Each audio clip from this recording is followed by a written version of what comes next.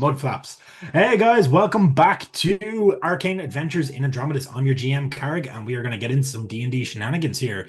So, just give a bit of a recap, and then we'll get into it. Last we left off, the party had just escaped the underground of Kazan, fought a dragon, and emerged victorious from the other side, having escaped a massive explosion from the crystal within the dragon's chest. Having fled the scene, they were soon encroached upon by a group of ward guards. The ward guard are a arcane defense kind of army that is set up by the human kingdoms to deal with rogue wizards and the likes, your rogue mages. In dealing with them, the party did get some information as to what was going on around them, who people who may be in charge and the likes. However, taking advantage of his pact with the rogue slash warlock Arthur Kane, Azog the War Omen has made his first play, slaughtering the ward guard before the party as he seized control of his thrall body for a period of time that was pre-agreed upon in the terms of the contract. We cut back now to Arthur as he kneels atop a smouldering pile of corpses, blood scattered all over, his skin and clothing dyed red.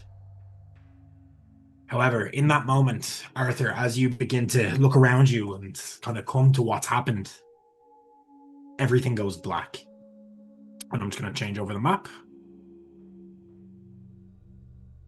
You find yourself coming to in a sea of blood.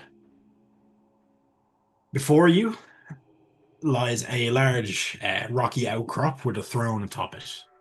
Crystalline structures dig out from it. You see a number of skeletal corpses chained to the rocks, as well as a number of draconic corpses, floating, sitting on the ground. It's hard to tell. The water is not translucent.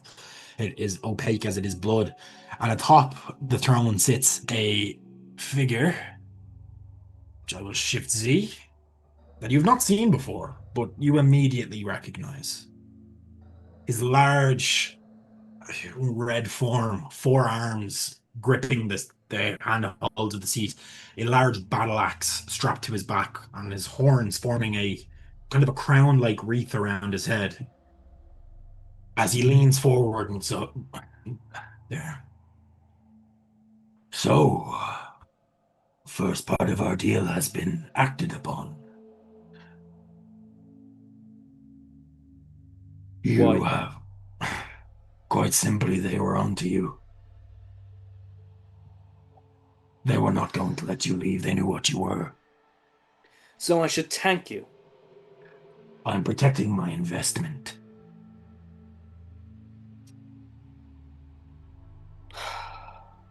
Okay, continue on your Can you give me monologue. could you give me an insight check there as he says that? Yeah,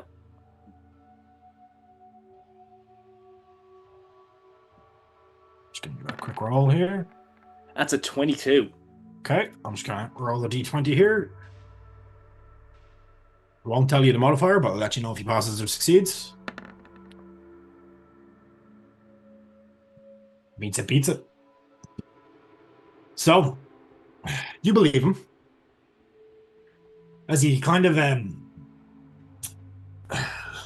leans forward, he's like, I have no monologue. I offer you a choice. A task in exchange for more power. Produce that dagger that you have.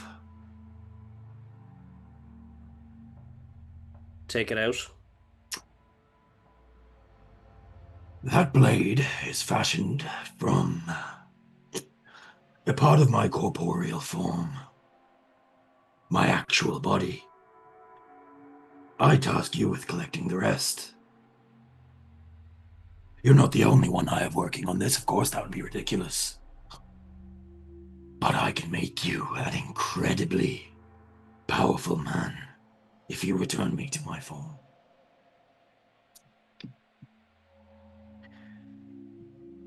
Do you really think that I would help you come back? I have taken this deal for one reason and one reason only. You give me a wisdom saving throw as you start to talk back. Yeah. DC gotta 20. really wish I had good wisdom.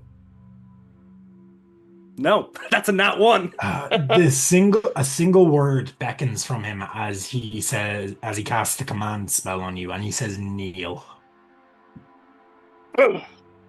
You're forced to, your body involuntarily forces itself to the ground as you take a knee. Don't mistake this as, I suppose I used the wrong word, offer.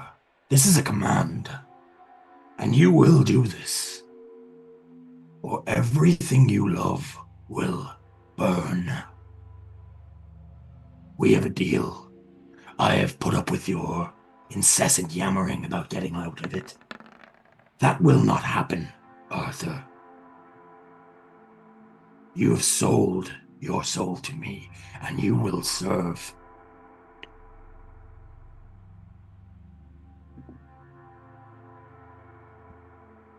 I have other, far more powerful servants than you. Keep this up. You might just be introduced to them. Actually, before that, do you have anything you want to say? He is giving you a chance to speak. I'm gonna spit. Okay.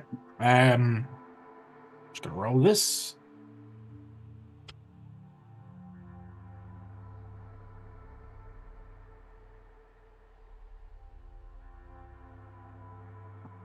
Yeah, fiddle roll. Does a 16 hit you? It does, yeah. Yep. So as you attempt to do that, it doesn't get to him. But you feel this wave of just sharp air impact you in the chest, and you are torn open. You're going to take... Now, don't actually update your sheet. Yeah.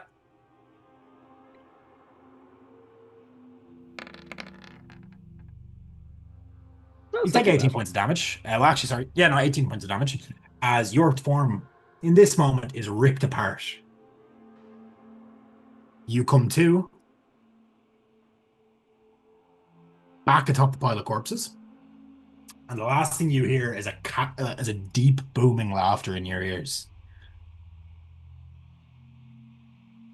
I'll be in touch.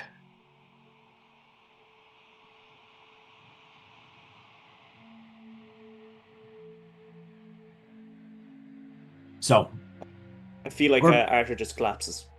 Yep, we're going to cut to the rest of the party. What are you doing in this moment as you've just now seen this entire small army? Like, it was about 40 men torn apart by what appeared to be Arthur. Slightly changed, but similar. Like, in form. It did still look like your friend. Well, if you would call him a friend. I take it all that happened in about a minute. A split second. Yeah, what happened to Arthur just there, you did not see. No, and it wasn't like he was just stood there for that kind 3 minutes. You get that would have actually kind of happened almost simultaneously with what was going on, and that's kind of what Arthur saw during that. So I will actually reckon. I did say Arthur was present last session. That's actually not correct. He was not present for what happened. Okay. That was a mistake on my part. I reread what the terms of that was. So he is down. He's collapsed there. Arthur, I will say you were treated as the incapacitated condition right now. You are unconscious. Perfect. You're not making death saves. He would be tired after all that. Jesus fuck. You're not making death saves, but you are out for the count right now. Yeah. So what are you guys doing? He has collapsed atop this body. It's not very comfortable, I will say, Arthur. There are metal pauldrons and pieces of sharp armor digging into you, but you know. Boo-hoo. What are you doing? She's just gonna she doesn't really want to go in the blood keeper. She's gonna be shouting his name and kind of basically saying, "What the fuck? Wake up, dude!" I'm gonna be dashing in towards him, and with the intent of either knocking him the fuck out if he's still awake, or dragging him out of the way if he's not awake. Nope, he is very much unconscious. So, as you run through the blood, it is quite slick. Can you give me a dexterity saving throw, please? You can Decent have a 10. dexterity. You can have one. I will let you have this one. I'll give you advantage because danger sense. I've got advantage anyway. Yeah, that's exactly. Yeah, 14, you're fine. Yeah. You keep your foot, you do kind of slip over what appears to be a finger that kind of rolls under your boot, but you don't hit the ground. That's not the worst thing I've stood on. Yeah, I'll run in, sort of clamber up, see what state he's in, see that he's unconscious, and just grab and kind of keep running with him Yep, you can get him down. Where are you running to? to sort of here somewhere. Yep. Arthur, if you want to move yourself across. Yeah.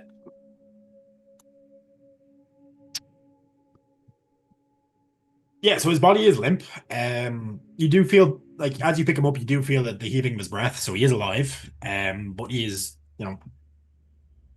kind of slumped over the your shoulder there. He's not responsive in this moment. What I will say, can you give me a perception check as you kind of set him down, if you set him down, even if you're not roll anyways. I'll sort of set him down, not on. And if you're there as well, will you also give me a perception check? Oh, look at that. 24. Nat 20, okay. With a nat 20. Sorry. You'll 19. both see this. There are dark markings all along his arm. The fingers from like the bed of his nails downwards are stained black to about midway through his hand, kind of in a bit of a gradient. Like it gets lighter as it goes further. If you like try to rub it off, it doesn't. This is almost like it's permanent. And his arm now has some sort of intricate, like design of rings and bands with, markings on them. And they're present on both forearms. Are we able to tell whether they're hot to the touch as well, I may add. I'll probably go out and say immediately that I won't know any of what this is. Me either. I think it's very unlikely that either of you would, but if you... No, I've got no idea. I can ask for a religion or an arcana check if anyone wants to try. Thanks for the boon, Dave. Try. And, I'll give it a try. But I think I saw got a new follow. Thanks, DPX Cotoletta, for the follow earlier.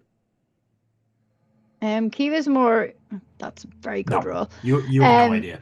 Kiva's more concerned as to whether he's like unconscious because he needs healing, or he's just unconscious because some shit happened in his brain. Or... He actually looks fine. Any wounds he sustained from the dragon fight have fully healed.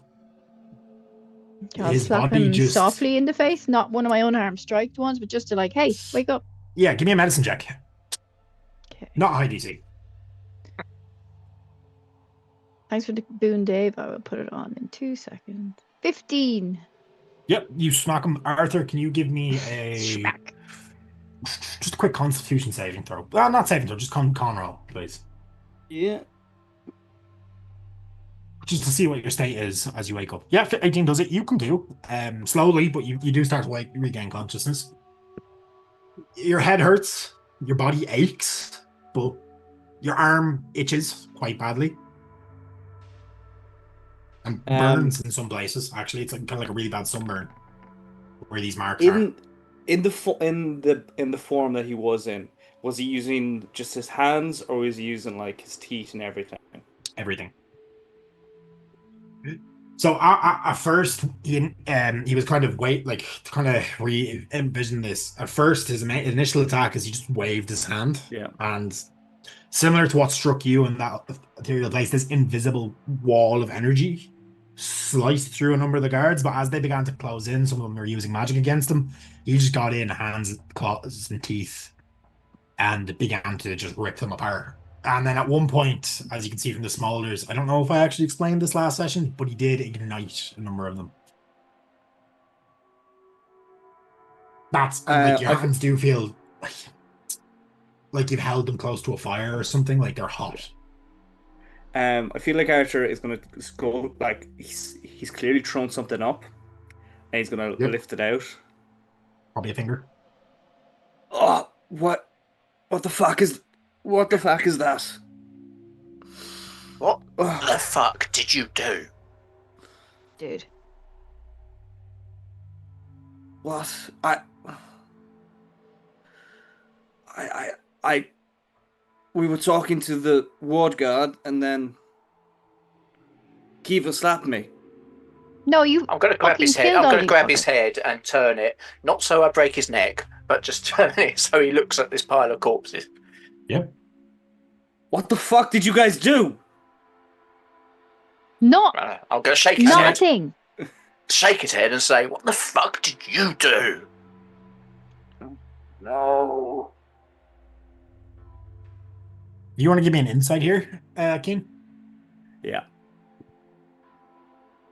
I think he's cocked it at this point, but Yeah, it's more so to yeah. It's a 14. yeah, they genuinely have no idea what happened themselves, really. I think you know. Yeah. It was part of the deal. You got to do this Kill people? once. You got to take over. Oh, fuck my arm. You got to take over for 1 minute.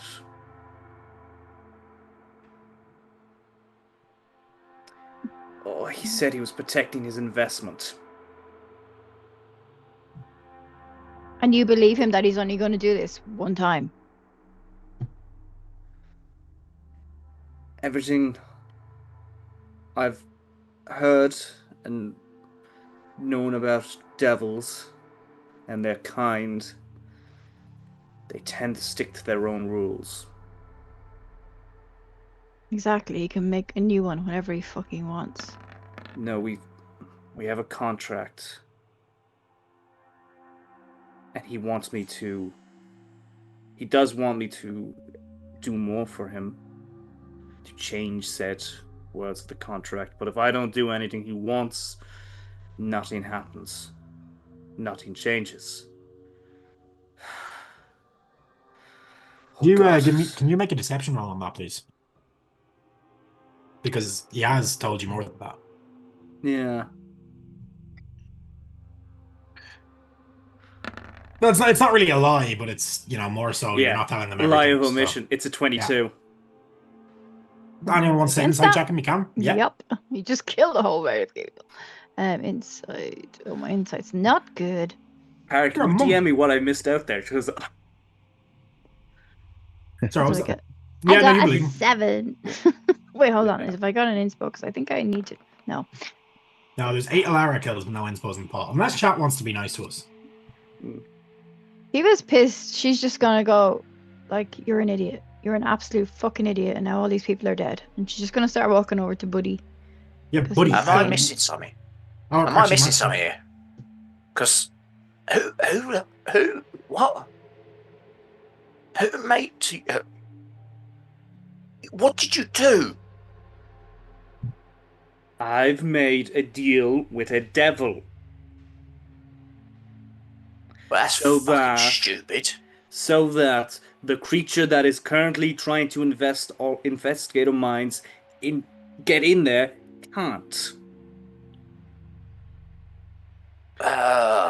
What? There's no one in my mind. I think. You Well, give me a he wisdom. definitely Can would you have give me Hello? a room there. Could you give me a wisdom roll on that, Max? Just straight wisdom, not Hello? not save. Hello? Hello? Yeah, no, Max, you're fairly certain there's nothing bad has happened to you at all as a result of There's this. nothing in there. No, it's just me in there. As you guys are Deals kind with of fucking devils. doing that, buddy, what are you doing? Buddy is he's looking into this tent, assuming that was Captain Thorne's tent.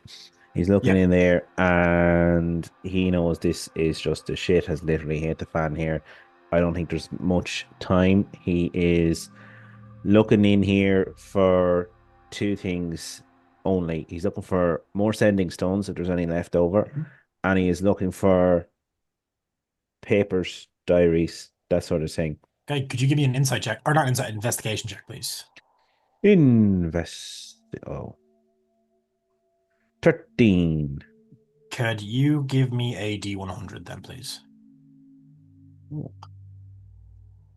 93. Okay. You don't. You do find a few pieces of papers, but nothing of incredible import. Most of it is just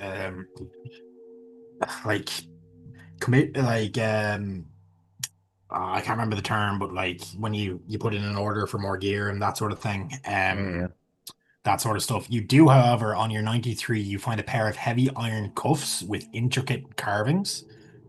There's a magical. Not. You don't even need to kind of tell. There's a bit of a magic thrum off them. Okay. I'm not going to spend too much time looking at them at the moment. I'm going to bang them in my bag. Yep. Magic cuffs, I'll just put in for now. As I see Kiva walking away, I'll say, Kiva, just a moment. Yep. And I'll say, listen, this clearly wasn't, this wasn't Arthur. He's been talking to himself. We know there's something in his head. But look, and he starts walking with her. We don't have a huge amount of time. So I would say to you, whatever doubts you have, park them for the moment and let's get out of here quick together or we are screwed. Because these guys, we know where they came from. We know who they are. They had sending stones on them. They may have already described us to somebody else somewhere else. They sent in the description of my wife. They know we were talking to them. So we need to get ahead of whatever's coming when these guys are found to be not where they should be. And we need to get on with what we're doing as quick as possible. I agree with you there. I'm just Cool. worried that one day it'll be us he turns on. Well, let's work together on that and hope that it doesn't happen. Isn't that right, Arthur? Yeah. Yes. Whatever. I was not listening. Fucking deals with devils, fucking idiot. I'm gonna sort of stand up, give him a slap around the back of the head, and then You get to do that once. come on. Yeah, we'll see. Yeah. I Devil will boy. say during this, you've noticed Alara has kind of backed away, visibly shaken. She's quite scared about what's happened. We should probably get out of here because Yeah. Any horses? this lot are quite important. No, the horses are. Well, there are, but they're not living. Super. So I'm gonna You put see, my you arm actually in. see the corpse of one of the horses in one of the trees nearby. Gonna put my arm in under Arthur's armpits and help him stand up and say, "Listen, now's not the time for overthinking. We need to move. We need to move." To Wouldn't be inclined to take too much, guys, because we're gonna look real guilty. It's not. It looks bad already. Let's be honest. I don't Us. think looting is going to help our argument. yeah. Okay, let's just. 2 seconds. Which way are we going? Oh, Just before we leave, I'm going to cast Burning Hands to burn all the bodies. Nothing happens.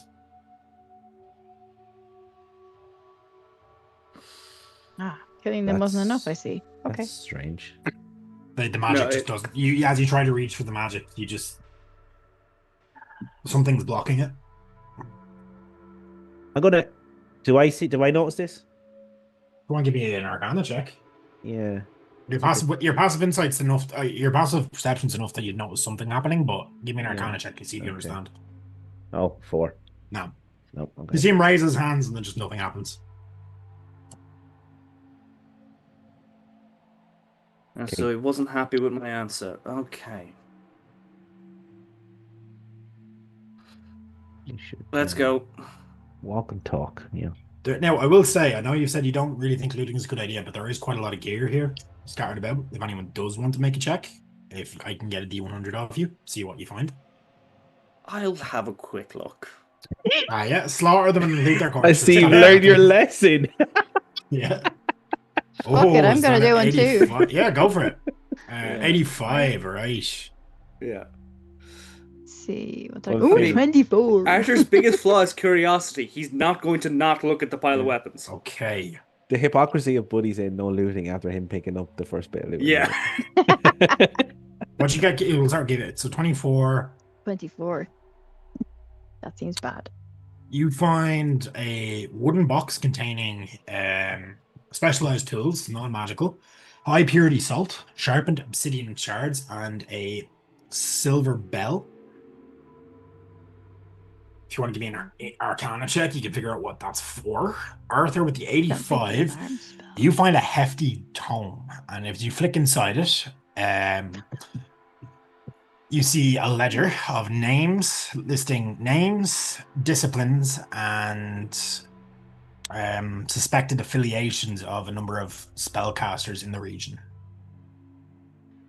As in, do I think that these are official ones or like warlocks?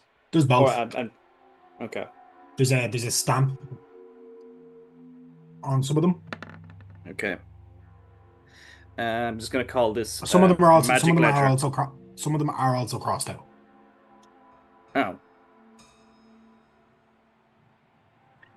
Are any of them recent? As in recently crossed out? Let me just check.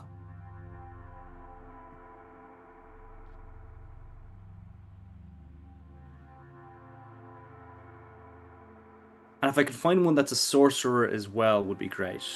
Yep. The idea being, I'm kind of thinking that these are people who have died recently. Yep. So you have Alistair Vance. Alistair Specialization beside it is chronergy. Vance. Okay. That one actually has active threat written beside it, so that one isn't crossed out. You have Sister Lyra, the Flameborn, deceased. I don't think I can pretend to be a sister. Calden Merrin, under surveillance, illusion magic. Sarian Nail, abjuration, the hedge witch, as she's known as, deemed as low priority. And then Professor Elias Thorne, high risk, discipline unknown. And Silas Grimborn, warlock, extreme risk. And there's a bit of information on him that he's based in Vortman's Hollow. Okay. I'm going to circle that last name and just remember it. Yeah, so Silas, Silas, Grimborn, Any chance Vortman's you Hollow. After session, can you DM it to me? Yep. Perfect. But yeah, okay. And I'm just going to put that in my bag. Yep. Max and Buddy are not having a look at all our eyes. No, but not for Buddy. But he's going to intentionally keep this sending stone that Kaelin gave him. Yep. Eva's gonna throw the box at Arthur because she figures it's like magic, and she goes, "Here, take this." Yeah, Arthur, do you want to give it an Arcana check, see if you know what this is? Yeah, absolutely. And she's doing it in the snottiest way as she can. That's Yep. 12. With a 12, you get that. It's a Dispeller's Toolkit. So, dispelling magic, essentially. Yeah. So, the iron filings and the likes in it can be used to disrupt the flow of magic, and so, same with the shards and stuff. I just explain. It's my father used to have these around. He actually manufactures them. Yeah. He actually made a kit. This isn't magic one of them, be but gone. Don't care. He used to call it. This isn't from the same. This isn't Kane and Sons, but it is the same. Yeah. Gets rid of magic, or at least attempts to. Okay, so we're moving on from here, are we? Well, just as we are moving away, can I try and cover our tracks a little bit? You can, yeah. Can you give me a survival roll? Yes, finally something I should get a good roll on. 18. Yep. You managed to do that. You think you're fairly confident that we can follow you, at least not through mundane means. Days. Scooting on out. 22 seconds here. There's okay. So as you begin to traverse the valley, we are going to enter a skill challenge. So You're now entering what is known as the Shadows Pass. It's a deep winding valley within the Verthorn Valley where a river has recently flooded due to an unusual runoff. Buddy, you yourself have noticed this. This river's not usually this deep. It doesn't usually create this much of an obstacle to travel. You notice the bridge up ahead has been washed away. So, we are going to start off with this. So, first of all, as you come up towards the flooded riverbed, we're going to need 6 successes before 3 failures. What are you attempting to do to get across this?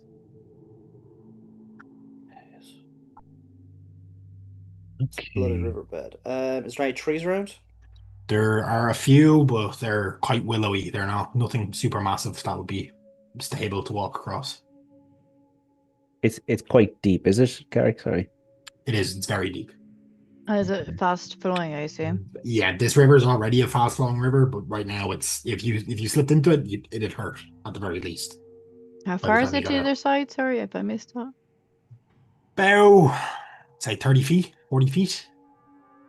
It's a Any, wide river. It's one of the wider rivers in the valley. like, is there animals in the river? Can you give me a nature check? Yes, please. You'd be fairly well aware, but I want to see how much you know, essentially. Oh God. 11. Okay, you are aware that if there are fish native to this that are not too fond of people. They're not necessarily piranhas. They're some sort of fucked up fantasy man-eating fish that I have not named. In fact, they don't have a name, buddy. If you want to name them, you can. As a druid. Buddy knows this area. doesn't he? Dringblats. Dringblats, that's what they're called. Dringblats? You know this area well, is it? You'd be fair, yeah. Like Wortman's Hollow didn't. It was always a bit of a backward town that people weren't really welcome in, that they weren't from there. But you've travelled this area. Yeah. Would you There's- know of another way to get around, or another where there's a bridge, or maybe a bit of a fjord or something? This would be the normal crossing point. Yeah, no, this is as good as it gets in this part, you see. Yeah, but look, there's fish in there that's gonna do more than nibble at you. So we either need to be very quick or come up with something. Jump! Let's see. You won't be able to jump under a 40-foot river. I'm a monk. You might be able to. The others won't. Oh, hold on. Bear with me. Bear with me. I could jump and pull a rope with me. That always goes well. Does our druid have, like mold art or something? Or can they Make just room. ask the trees? Let me see. to- Oh, sure. Hold on. Something I very rarely use. My wild shape. Have I got swimming at this point though? Don't know if you do at level 6. I Oh, don't you think might so. actually. I think you get swimming before flying, anyways. But Can I wild shape into a dolphin?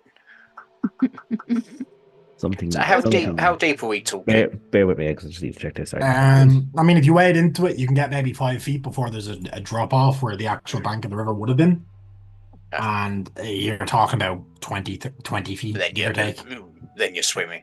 Okay. of fast running water. Like you wouldn't be able to swim against the current. Yeah. Like even Max wouldn't, and he's fairly strong. Sorry, I normally have my thing with me. Uh, Well, the Yeah, rope chat. Next, they'll be is- telling me quicksand isn't the real thing. It's not the biggest problem as they told us when we were. No. no. But yeah, no, the piranhas aren't as big a thing as like people that are. They do bite Um, people, but they're not going to rip you apart. Oh yes. Yeah. There are much worse fishes for biting, as far as I'm Yeah. aware. They bite you and go, hey, wait, I don't like this. Doesn't taste nice. Yeah, but it's more so the waters they're in. If you get bit, you're in trouble. Do I have rope? You'd each have 50 feet of rope. That's Okay. standard equipment. That's what I'm saying. If I went Uh, across with even 2 pieces of rope, and then you could walk, I could. The Yeah. You could what's the try. word? Well, Now, I suppose if that's what you want to try here for this specific portion of the challenge, you can give me an acrobatics roll. The DC is 18. So in case Buddy has come up with something, as he. I'm struggling. I don't have my player handbook with me, so I'm just struggling to find it at the moment. I'll I have look an up. idea. I have an idea in my brain where only I live and no one else. Oh, Max, do you have a cunning plan? I do. I have a cunning plan. Hmm. Do you want to explain this cunning plan? Okay. You can turn I'm gonna into pull beast at out- swim speed, buddy. That's a fourth Yeah, level just ability got it. trait. I'm going to pull out one of my because I somehow have many javelins. I've still got three of these javelins, like the Timu sticks that you get that you press a Yes. button and they Right. just go. Yes, your flimsy like, javelin. Yeah. yes, flimsy javelin. Javelin. Mhm. And then I will pull out rope. Okay, do you want to just real quick check the range on a javelin there? Because I think it's like 30 feet. It says 30/20. 120. Yeah, so you can throw it at 120, but your check to do this will be at disadvantage as a result. Yeah, that's fine. That's fine. Okay. So You can try it. the idea is I tie the rope to the javelin. I tie the other end of the rope to Arthur. Or maybe No. someone just holds it. I don't know. I then Or maybe throw a the tree. javelin. But how? Anyways, I continue with your feared. cunning plan. Are there any trees? Like I said, there's nothing super thick. Like the trees along here are quite they're willows and the like, so they're not super strong Yeah. trees near the riverbank. There are a good 40, 50 feet away from the bank that'd be a lot thicker, but that wouldn't Yep. really work. No, Arthur. The trees are like willows along here. And they're too thin and flimsy for tying a rope around, okay? Alright. We all learned something today. Yeah, I so throw if the you, javelin if you want to give me and hope it sticks. if you want to give me an athletics check then to see if that can succeed. So You want that? I will say this is a so this is your adventuring to this place. This is a multi-tiered skill challenge, so there are multiple challenges. So there's no right or wrong way to do this. So if you want to throw that and try it, yeah, go for it. I want to. At the other side of the bank, is there like is it raised? Is it like a small cliff face or anything like that? Because I kind of want to do it in a way that it ends up being kind of high up. Well, yeah, it's So about we've got- there's about a 10 foot. I'd say there's about a 10-foot embankment for that. Yeah. Oh, I want to try to aim it. kind of the top-ish, just so that it's Pythagoras out of the water a little Yeah, bit. you can tie it to something and maybe shimmy across. And maybe Yeah, give me a DC 16 athletics roll. Do you want that at a disadvantage because of the javelin thing? I would, yeah. Why did Just I because the say range. that? Why did I Well, say I that? was going to say that anyways. Can I actually do anything to make that You could rage. better? Would make it even if you because it's a strength check. You get advantage. Yes, I could do. Somebody could give you the help action either.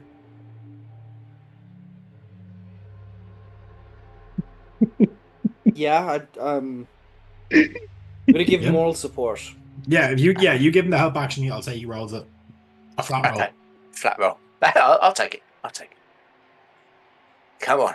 It is in fact a rage. Yeah, 23. It sails 23. across and embeds itself in the bank. You throw it with surprising strength that you're confident that the javelin will actually hold. I'll Which give it a tug. Was, in a soft riverbank. The rope. I'll give the rope a tug. Yeah, it's like the okay, barb on the end of the javelin has hooked into a root or something, and you're fairly confident this will hold. The only issue is whether the shaft of the javelin will hold people's weight is where you'd be worried. Okay. So you yourself, Max, would be fair. I'll give this to you. You'd be fairly certain that if you tried to climb across this rope, it'll probably break. Being a massive Yeah, muscle like fine. there. That's fine. Hold on. I'm thinking. Okay. Back out of Max again. I'm thinking Kiva's probably Kiva's a monk. She can just Kiva sort of probably run across the top of the rope and could probably get get it fine. across. Paddy can wild shape into something really small, like a mouse, and run across. Arthur can, I don't know, kill lots of people and get across. I don't know. Make a raft of their bodies. No, Yeah, that would not work. make a dam out of their bodies. Make it time. We should have brought all the bodies. And Elara's You're about. I'd here, say so Alara is there. Alara's like kind of pacing back Go. and forth. I will go last out of all this anyway. So if you want to use the rope to get across, feel free. Yeah, I'll go last. I'll need an 'cause acrobatics I've got check an from idea. anyone who's trying to get across. DC 15. Okay, let's see. How's my Could I athletics? offer a kind of a help to that to people going across? So what Buddy's going to do is he's just going to say, I'll keep an eye on you. If anyone falls in the water, I'll pick you up and I'll try and keep those nasty fish away." And Yep. he jumps. He just does a dive. We're basically gods, y'all. And the change is delayed because he doesn't do it that often. He's not used to it. And he just flops belly down in the silt at the side of the river, and then slowly morphs into an alligator and slithers into the river. And You can a take little bit- inspiration for that. That's hilarious. Thank you. Couldn't we just ride Buddy across? How big is the average crocodile or alligator? I Pretty don't remember fucking what you big. said. Um, They can be up to like Yes. 5 meters or more. How big are you going with this, buddy? Are you going with a giant crocodile, or like that? What's the CR on a giant crocodile? Let's say. Well, no, I wasn't going with a giant crocodile. I'm not going to. I mean, when would No, we'll see. Because if you can, I'll allow it. CR2 for What? crocodile? And what is the max that you can turn into? It's a large animal. I'm just going with crocodile. Yep. I mean, if people want to lift, maybe one at a time. They want to hold on. Okay, I'm gonna try and. Let me run. just look up the CRs of what you can turn into, and Oh, sorry. Yeah. Well, yeah. Well, I'm happy to go with crocodile because I feel it's, and if people want to use that, they can use it. If they don't, then that's The more important no, 'cause question. it's a good use. It's a good idea. So I want to give you the best help I can. More important question: when Buddy polymorphs into one of his wild shapes, do his clothes polymorph with him, or are they left behind? it all just absorbs in. Becomes part of. I will say at level 6, your maximum CR of a creature is CR1. So crocodile is CR2. Yeah. I'm going to allow it to get yourself across, but I'm going to say that it's a small crocodile. You probably wouldn't be able to support other people. A little shitty baby one. Yeah, not a baby, but it's like an adolescent. It's even better. Is it? Fuck too. Sorry, Carrick. No, you're good. I was having a look here because I don't look. A rule of cool is important, but with wild shapes, it can get pretty crazy. If Yes, it can. Yeah, so that's the only reason not to shit on your fun. You just destroyed Arthur's Little dream of Cayman, riding crocodiles But across I will rivers. say what you could do is carry another rope across. 2 foot long, maybe. Yeah, perfect. Yeah, go on ahead. Can you Okay, just now give we me should- a strength check as you swim across against the current? Oh. It's DC 10. Strength. Severus strength. Oh Ooh. my god, 3. Yikes. Yeah, you'd be you're currently turned into a dwarf crocodile. I looked up what the smallest crocodile is. Does he have a beard? No. DC, Okay. Oh, you got a 3. What's the let me just see what the crocodile's strength is, because I'll allow it in this case to re-roll it with that. It's not going to be massive. Well, it might be. Might be better than the +1 you currently have.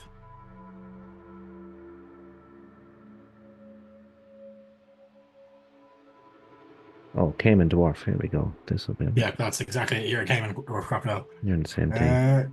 Crocs. Oh, they have a strength of +2. So if you want to re-roll that, just on a +2. I'll allow it. So I want this to work. Is this to hold on? Is this against the tide, or is it, or not the tide, but the flow, or to hold on to the rope? It's a combination of both. 8 + 2, 10. Yep, you make it. Cool. Yeah, so you can either wild shape back into a person and affix the other rope. I will, yeah, and I will anchor it. Well, I'll anchor it on myself, I suppose, Yeah. around my waist, and You're a hefty fella, so Jesus, it's the beer belly. And I'll, as I do that, I will stand close to the spear that Max has thrown. If I notice it bending or anything like that, I'll try and grab onto it. Good call. Dave says in chat, somebody turn into a frog and somebody else turn into a scorpion. That'll be grand. I don't know, Dave. I know how that story ends. Kiva's gonna try and acrobatic the shit out of this. Yep, because there's 2 ropes, I'll say you can have advantage on that, as you can kind of use the other one to brace yourself. Like it's kind of if Buddy holds it up a bit higher, he can use it as like a handrail. Please no. My rolls have been shit so far. Oh, 26. Yeah, with advantage. So yeah, Thank you get across. God. You're fine. I'm gonna try it now. Yeah, Arthur, go for it. Nat That 20, is yeah, a you get nat across. 20. Not Oh, wow. 20. Max, it is up to you. Is it lower going across? Oh yeah, actually, yeah, that's a good point. I'm forgetting. I'm bad at remembering to play characters when the player's not here. I might start giving one of you guys access in future. Yep, that's a roll of sorts. Acrobatics. Is she good at these? No, Gee, magic across somewhere. she doesn't have a. Well, she has a Misty Step, but she doesn't have it prepared. 12. It's a DC 16. I'm going to use a boon there. Yep. Holy shit.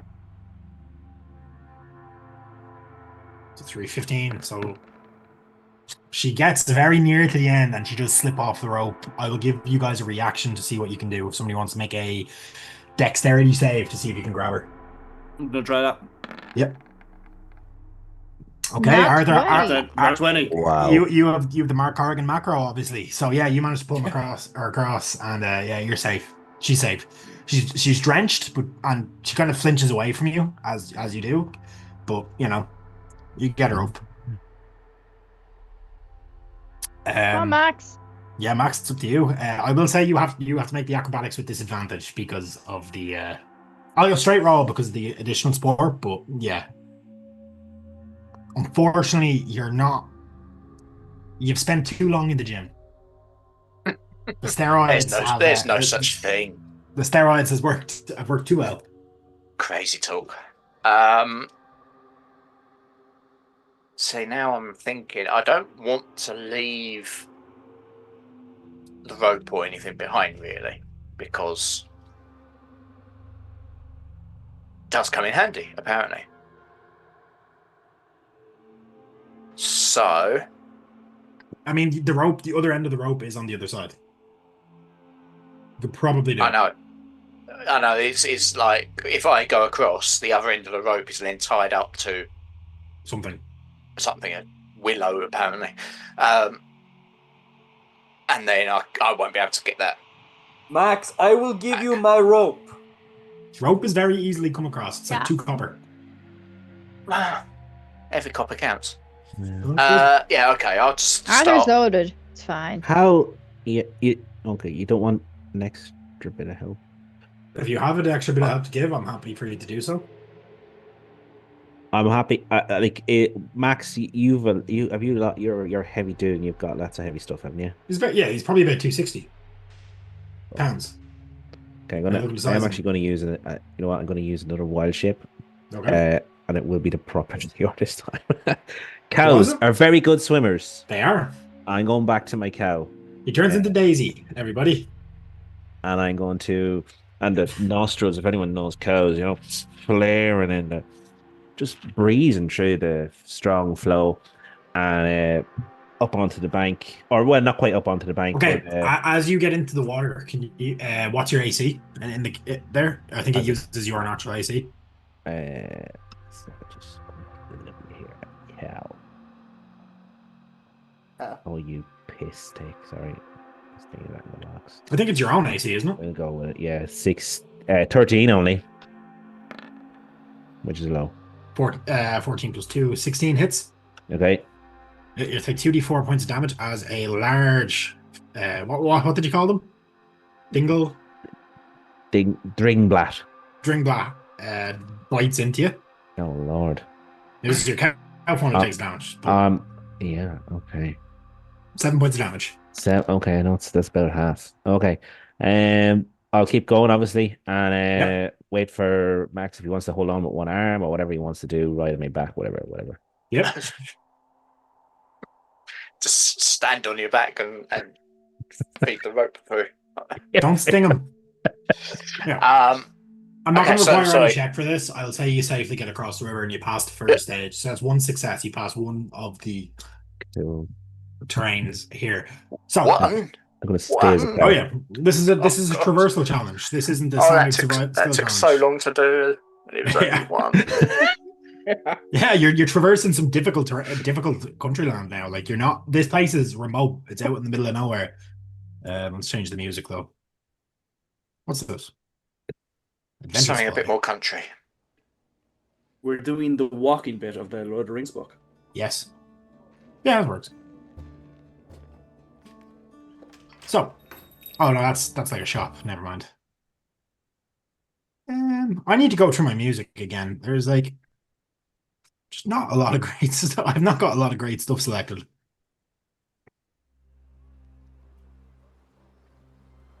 Yeah, that works. So, as you kind of continue your way through the wilds for a bit, you know, buddy, you've been a skilled druid. You know the path. You're able to lead them through for another hour or so before you come up to. I'm still in cow form, by the way. Yeah, well, it will probably wear off before you get to here. But as you get to the next section, so you come across, like, it's a narrow pathway that's kind of wrapping around this kind of large rocky outcropping that kind of juts out into the valley. As you come to it, you do notice a chunk of the roadway has collapsed into the river below, because it does kind of curve back and where the river is carved down into it. So, first of all, can I get a perception check from yourself specifically, buddy, as you've been here before? Sure thing. And that one. Yeah, I mean, the road was here the last time, and you have no idea why it's not now. That's strange. I mean, there was a road, but bizarre. Strange things happening today, guys.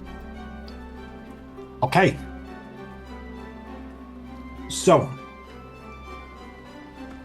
the little pass is probably about a foot wide where the road is remaining, and it goes on for maybe about 70 to 80 feet.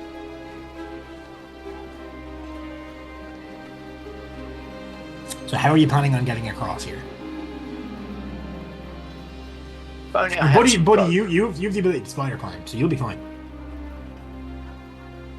So yeah. What's this time? Sorry, I don't really understand. So essentially, the road in this kind of mountainy path, not mountain, but like this pass that goes up around this rocky outcropping that leads towards the area which this village is settled in has broken away and fallen into the river below. The river's maybe, you're probably about 100 feet up from where the river is at this stage, and there's maybe a foot wide ledge that extends 80 odd feet before the road starts to widen out again. Yeah. Sorry, I still don't quite get. Do you mean like there's like in the labyrinth? There's a little bit we can walk along. There's like a ledge that you'll have to like try shimmy along, Right. essentially, unless you have another method to do so. I think more rope. Tie us all together. Got pittons? Anybody's got pittons? If anyone has, people would likely have pittons. That's fairly common. Yeah. Just before we do, I'm just going to get a bit of rocks and just like throw them, just in case it's an invisible road. Yep. You hear Indiana Jones thing. You're too high up from the river to hear the plop, but it Always plops look down to check the for river. invisible roads.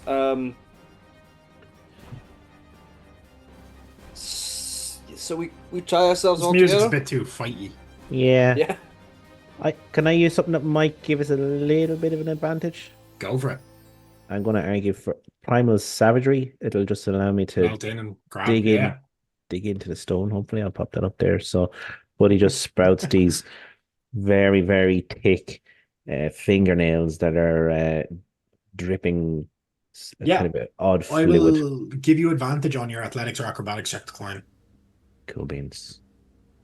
Dave says he was once too high to hear a plop and it ended badly. Oh god. Yowza. So, who's going first? I will. I'm pretty dexterous. Okay, so we're going to need a group acrobatics and athletics check. The DC for this is 17. Buddy, you can roll with advantage. And Kiva, you can, unless you, I mean, if you want to step in the wind, you could probably do it with advantage. Yeah. Step of the wind, take off a key point, and away Yep. we go. Yes, use your resources. 25. Get across, no bother. Buddy, if you want to give me your check next. As I've been going along, I'm trying to just like tie the rope in a little bit, try and make it a bit safer for the next person. Okay, Buddy, you get a 19. Arthur, you got a 12. Can you give me a dexterity saving throw, please, to see if you can cling onto the ledge as you slip and fall? That's 19. 19, you managed to hold yourself on, and if you want to give me another check to see if you can make it across. You now have one failure on this challenge, however. 15, yeah, you get across. Max, if you want to go next with athletics or acrobatics, 15. you make it. Yeah, get to your side. I will say, Kiva, your passive perception is like nearly 20, right? It's like 18. I'm not mistaken. 21. 21. Okay, it's better. Yeah, you can. As you kind of reach the edge, you do get this faint. You see this faint traces of black powder littered across the ground here. Looks like whatever rockfall caused this was likely not an accident. Ew. Can I spot anything that looks out of place, as in people hiding type thing, or sounds, or Give me a perception check, kiduki? Perception. as you're actively looking. 24. You see some discarded crates and littering the roadside. There is tracks of like a cart leading away. Looks quite old. A few days. It hasn't rained in a while. Which I will add makes the flooded river all the more suspicious. I will. But you know I'll yourself, point there's a out to dam you. on that river normally about 5 or 6 miles away from where you were at the pass. Okay. Well, that Buddy will make note of that, and if he comes across it on his travels, he'll McGee. Yep. Yeah, no worries. Oh, actually, I didn't give a check for that, but we're just going to say she got across there just for the sake of brevity. Okay, so night is starting to fall. It's getting darker. The sun has started to set behind the mountains behind you. As you kind of begin to come up towards this, where the river kind of loops back around, the level has lowered quite a bit there in this area. However, there is a thick fog starting to come in now at this stage in that regard. So what do you guys want to do to try and navigate this, make sure you don't get turned around? Oh, nice. Navigate the fog. It's very thick, like you can't see more than your hand in front of your face nearly. Maybe we should set up a camp and just. You can certainly, the area you're in is very uneven right now. There isn't currently a spot to set up camp, but if you pass this challenge, you might be able to find a place. Lighter torches, does that give us Helps any a more? bit, but a lot of what you're seeing is now just the fog. Is, you know, when you light a bright light in a foggy room, it kind of just reflects light. Yeah. Yeah, so it gives you a bit more clearance, but it makes it actually harder to see further away in that sense. You can see more up close, but further away, that new orange tinge to the fog kind of blocks your vision even more. If we tied some more rope to each other, spread out, so we don't at least lose anyone. Yep, that's certainly doable. Yeah. That might be something. Yeah, and so then the rope save us a day again. So who will be taking the lead on this challenge then? Someone Buddy with probably good knows the perception. area Yeah. best. Well, you would know the area pretty well, yeah? I Yeah, have good perception, so I don't know. I have good survival skill. Will survival come into this? I'll accept a survival perception check to make your way through the fog. So, Yeah. and I will say it's a group challenge, so it's led by the leader of it, so Buddy, and anyone else who rolls will, if they succeed, they add a +1 to his roll. If they fail, they add a -1. Oh, great. So I need everyone to roll a perception, but the DC for this is 18. Perception. So Buddy's rolling. Stupid fog. That's a 19. That's a success. Yeah. It's an 11. Did, It's a just fail. want to clarify Same. before I roll. Did you say Fail. I can do a survival? Can, yeah. So they will add their rolls or subtract their rolls from yours. You need an 18. Fuck's sake. Okay. So you get a 1 from Arthur. You get -2 from Kiva and Max. That brings you down to a 12. I'm not going to bother rolling for Alara, as unfortunately it won't make the difference. So essentially what happens here is you find yourselves wandering around for quite a while, about 4 hours, I would say. For finally you stumble upon a location where the ground flattens out quite a bit. It's as good a place as any to set up camp. You can hear the river flowing down below. It's maybe 40 or 50 feet away from the camp. I'm going to move you on to the next map Okay. as you've reached the end of the skill challenge. So you did unfortunately fail, so you did lose time. It is now pitch black, middle of the night. So as you're setting up camp, I will just say this is... Did everyone else go? Or is it just Alara? No, you're all there. And Darkin, who is not supposed to be in the party anymore. He's back. He's not I back. knew you didn't die, my friend. Just redefine the party here. There. So you managed to set up your camp here. You know, there's a small pond here. It seems to have fresh enough drinking water. There's a few trees scattered about. You have your campfire going. Are you heading straight to sleep, or is there anything else you want to achieve before you kind of tuck into bed? I mean, can we see that boat? Can. You would know this river flows directly through the middle of the town that you're heading to. So Okay. we should get on the boat next. Secure the boat anyways first before I go. No, to it sleep. is secured. Yeah. It's pulled up onto the side of the bank, and it's been staked into the ground with the rope tied to it. Does it look like it's been there a while, or do you know what I mean? Does it look like somebody's coming back to it? I'll take an investigation check to identify that, if you wouldn't mind. Okay. Go. Oh, for fuck's sake, my rolls are shite. 6. You have no idea. That's a nat 1, actually. Yay. Okay, Let's get cooking. let's get Mhm. cooking. Yep. I think we should put Arthur in the hot seat. I mean, I'm here for it. how you Cook his put him blood. in the hot seat? Well, cook him. I don't mean but I mean ask him. What the fuck, dude? Maybe. Yeah, I'm here for it if you want to roleplay that amongst yourselves. But too hard. Too hard to be killed. Like, I know they were asshats, but like he killed like 40 people in the blink of an eye. He doesn't seem to remember anything. We know he was What the- talking. Are you having this I- conversation while Arthur's present, or are you? Yes, just- I don't you give a just shit if not- he's present okay, or not, because she kind of wants him to over here because she wants to go, like, because she's scared. She's like, he could turn around and kill us at any point and not even blink. Do you know what I mean? Because he doesn't seem all that, to her anyway, he doesn't seem all that pushed about the fact that he just basically went to sleep and woke up and all these people were dead around him. And what's to point. stop him from doing, what's to Do you- stop him from doing that to us if he's. Do you if say he's that? got- Yeah, 100%. And that she's also like you're saying it's the deal you made, and that he could only do it for 1 minute, but he could do it for 1 minute and kill us, any of us, if he's God, or not he's God, but you know what I mean. If he's patron, whatever the word is, wanted it. Please do not mistake the fact that I am currently calm with the fact that I am not panicking on the inside. This is a very fucked up situation. I understand that.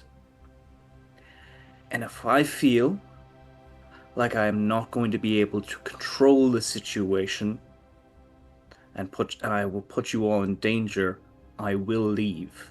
You will not hear from me again and I will disappear.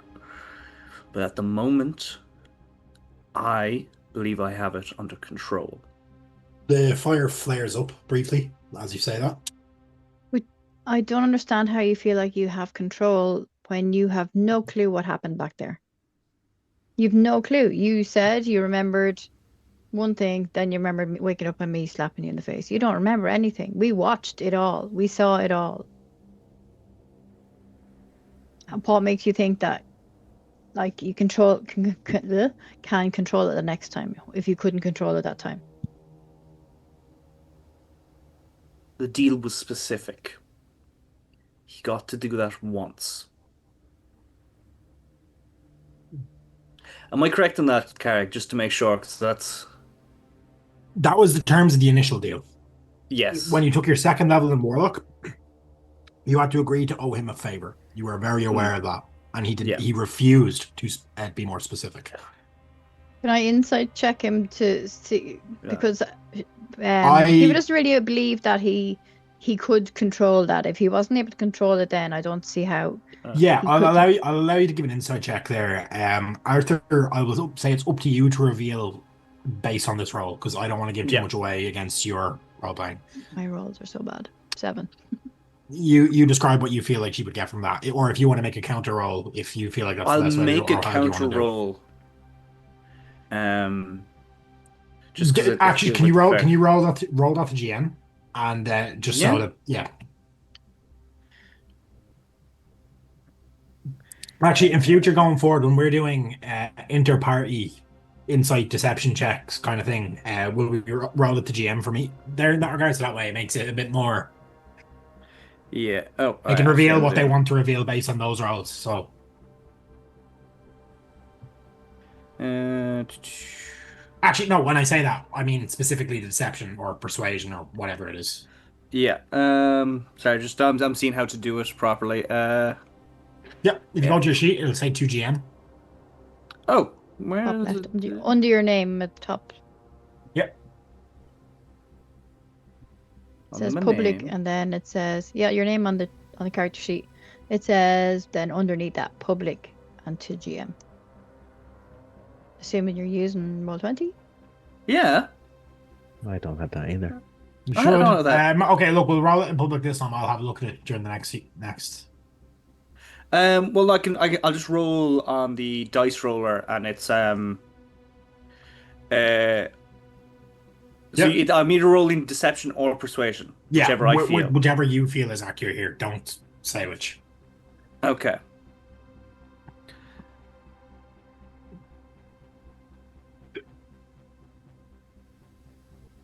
Did you get that?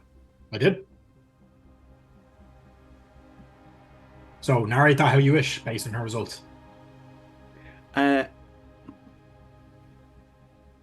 Everything in Azur's face is giving this is what he believes. And I think when you look like behind the kind of calm exterior, you can see that he is panicking and he is trying to figure this out. But you don't think he thinks he's lost control yet of the situation. I don't know if that's any help. It is like I think Kiva wants to believe that like he's not just going to turn around and kill everybody.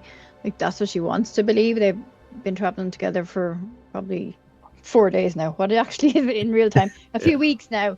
And like especially with the whole conversation they had, and he gave her the ring to protect her from the thing they were not allowed to talk about.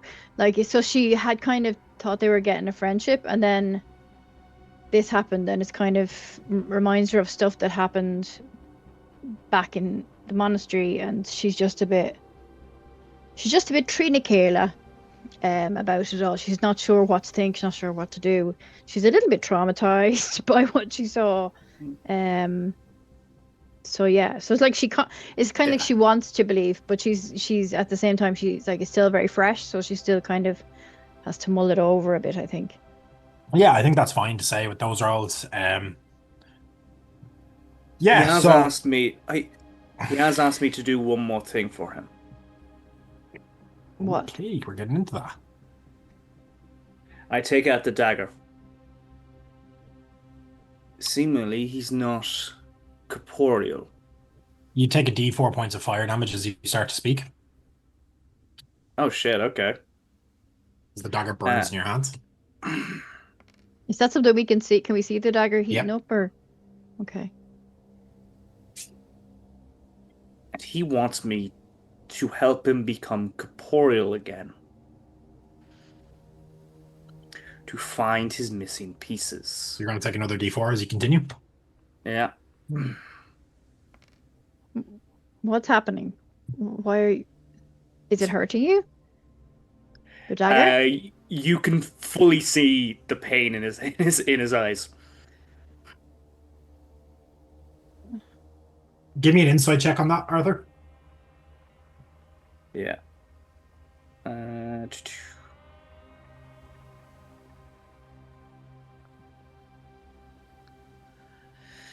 Obviously a threat. Yeah.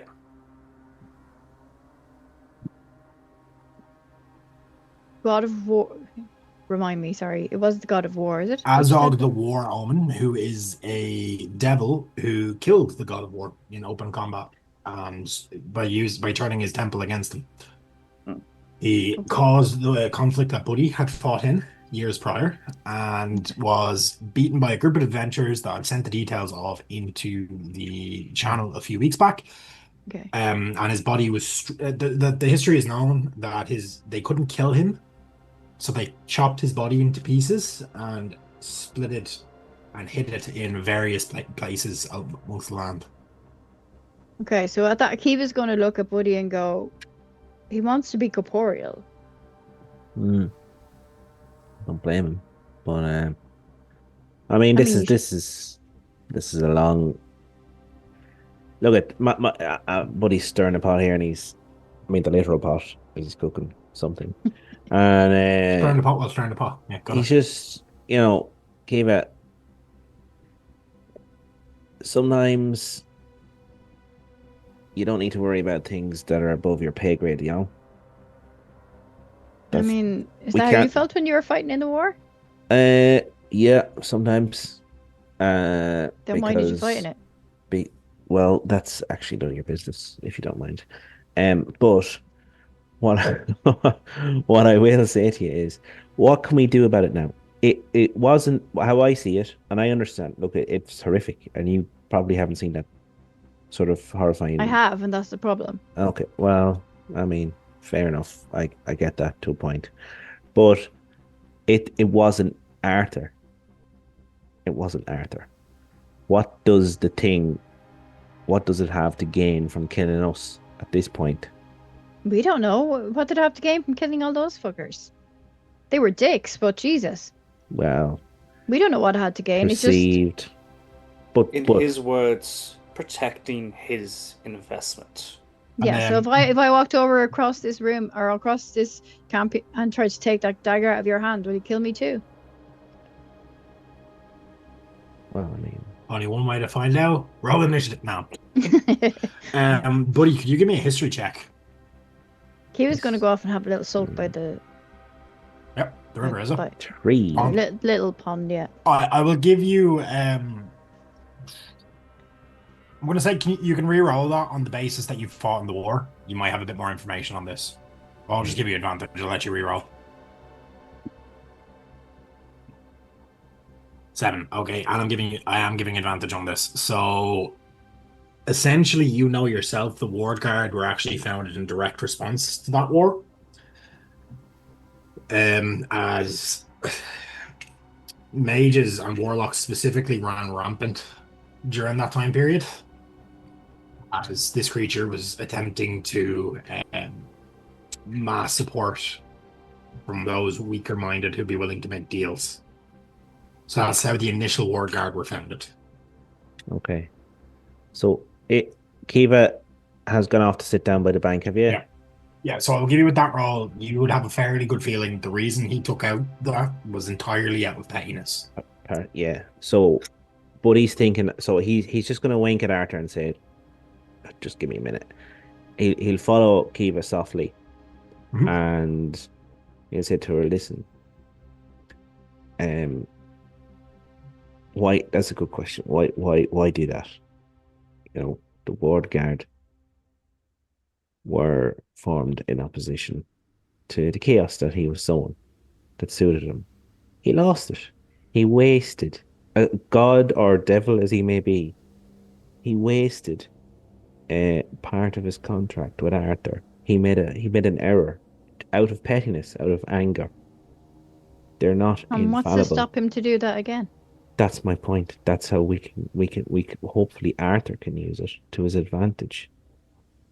if he's losing the rag that easily, sure, absolutely, I get it. There's an absolute danger there.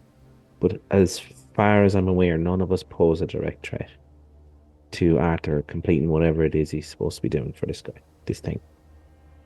But Well, when we do, well, maybe we won't.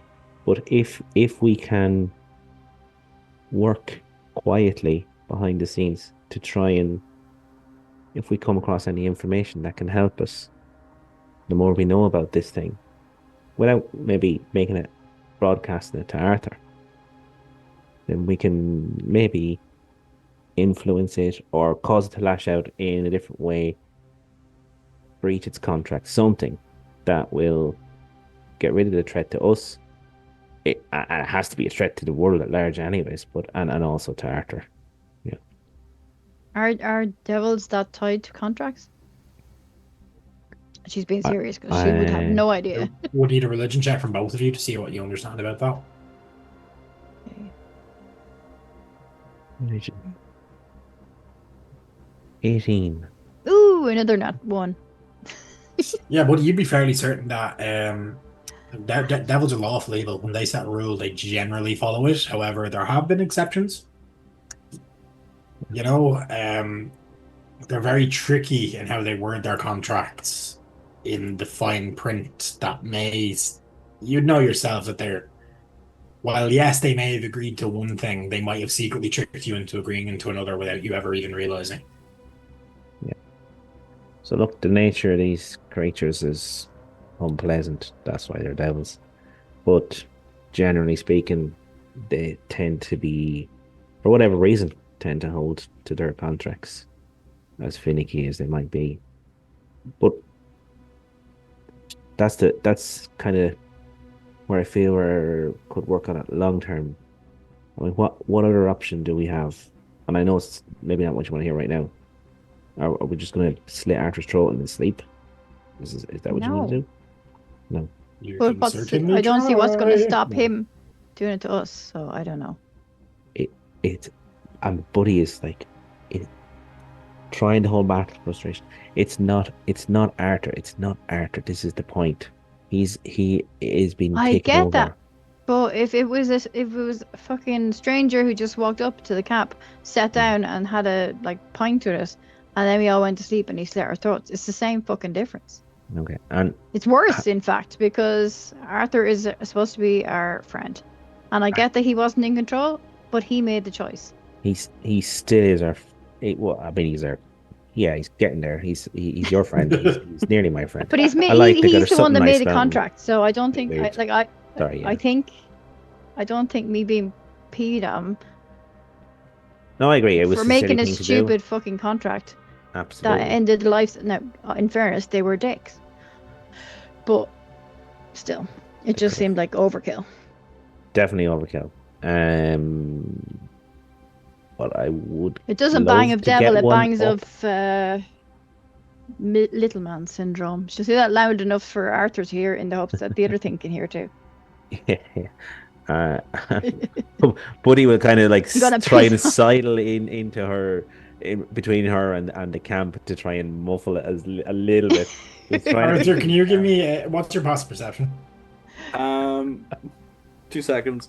I don't think it's very high. We're gonna piss off a devil. Passive perception would be, I think, 11.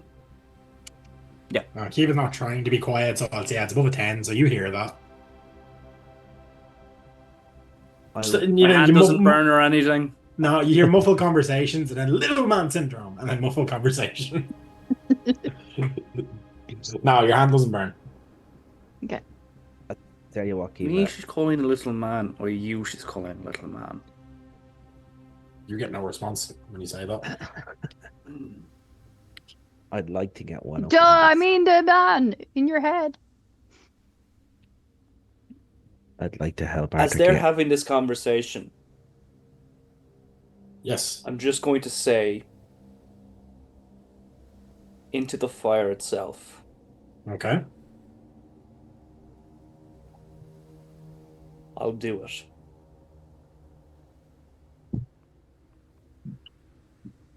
You get no... Like I said, the fire kind of flared up a bit earlier, and something similar happens now, but you don't get any verbal confirmation or any, you don't feel the flow of that arcane return to you just yet. Hmm. But you've also not tried to cast a spell, so. Gonna cast prestidigitation. Yeah, it works. What are you doing with it though? I'm just going to like flick my fingers and see if light comes. Yep. You get these sparks of this dark reddish light. Good to know. Okay. And then I'm gonna go to bed. Yeah. Who's taking watches? I'll Actually, take one sorry, of us. before we do that, Max, what were you doing during all this? I was sitting back watching Arthur. Yeah, Alara's kind of sat with you. She's not really saying much. She seems fairly traumatized. Yeah, so you're just sitting and They watching. sort of back here somewhere, so the smoke from the fire doesn't get in my eyes. But yeah, probably just sort of back here, but definitely keeping an eye on him. Yeah. You aren't familiar enough with the arcane to really see anything happen when he does that, so I will. And your past perception isn't that high, so you wouldn't have really seen the sparks. I'll say. So yeah, that's fine. We'll move to the long rests now. Who's taking the first watch? I'll take one, but I'm gonna stay kind of. Where you are? Yeah, I'll move a little bit just so I can kind of keep a better eye of everybody. But she's still gonna stay pretty much by the pond, just kind of whittling. And are you taking the watch solo or with other people?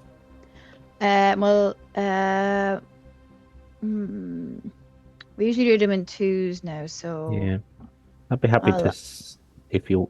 Well, yeah, sure. whatever Kiva wants, but I'll make it known that she might want to sit with me after that conversation. But okay, give your past perception is 21, right? His. Right. Okay, so about midway through your watch, you do hear hushed voices from both across the river and to the north of where you're camped. Okay. You can't really make out what they're saying, but there's a level of malice to these voices that's unmistakable. Something's coming, and they're moving fast.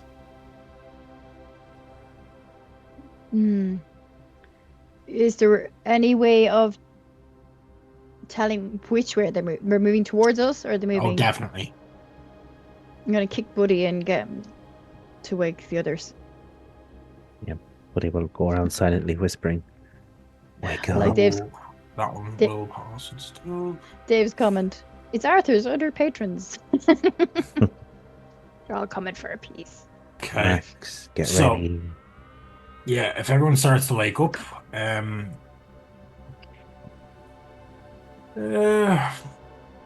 Voices in the I'll just show fog. you what you see. Emerging from the fog, they are crouched as if they were trying to sneak up on you, but Kiva, you've kind of heard them and spotted them.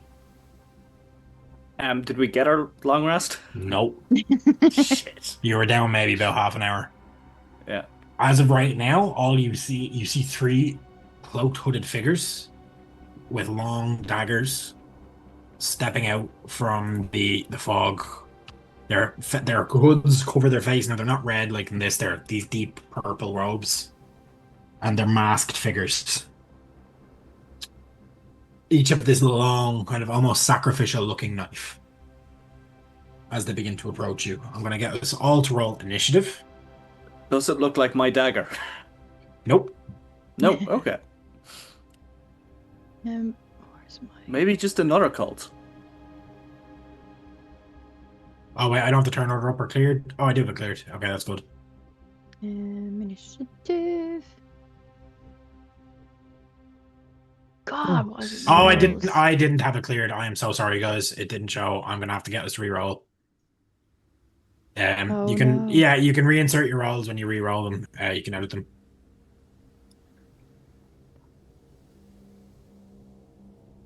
Nice. Oh, I can't be Oh man, do I have to change it? Sheesh. You do, unfortunately. No, bear with now. How do you get it to stay changed? 7.18. I could prefer a low initiative roll sometimes. Sometimes it's better, yeah. Dave, don't insert rolls into places. That's a terrible idea. That's how you get toxic shock. That what you're doing downstairs? Damn it. Right, so up first are going to be these cultists as they emerge from the fog. So, let me see, what did I have? Did I do this right and set them up? I hope so. They did. Right, Max, can I get a wisdom saving throw from yourself as this one kind of leans out to the fog and kind of thrusts his hand towards you and casts a spell at you? Yeah, okay. Okay, 16. 1 second here. Yeah, you'll save. You feel your body start to tighten up as it casts hold person, but you manage to shrug it off. And that is his turn. He's gonna stay where he is. Another one is gonna go next. This one aiming at. Oh, actually, I have to roll Lara into the initiative. Sorry, give me 1 sec here.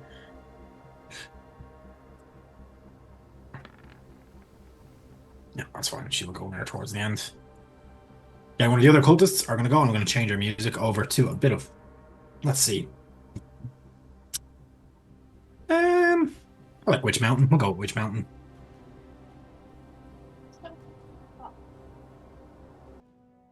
Okay, so the other one of the other ones is going to kind of move 5, 10, 15, 20, 25, 30. He gets to here. He's pretty close, but he's not close enough to really do anything. And he is going to cast. Yeah, he's going to cast Command on yourself, Arthur. Can I get an. Not Arthur, sorry, Buddy. Can I get another wisdom saving throw? Certainly can. No, not Buddy. Sorry, Max. Oh, my word. DC 14. But my wisdom is terrible. Yeah, so he casts Command. You hear in.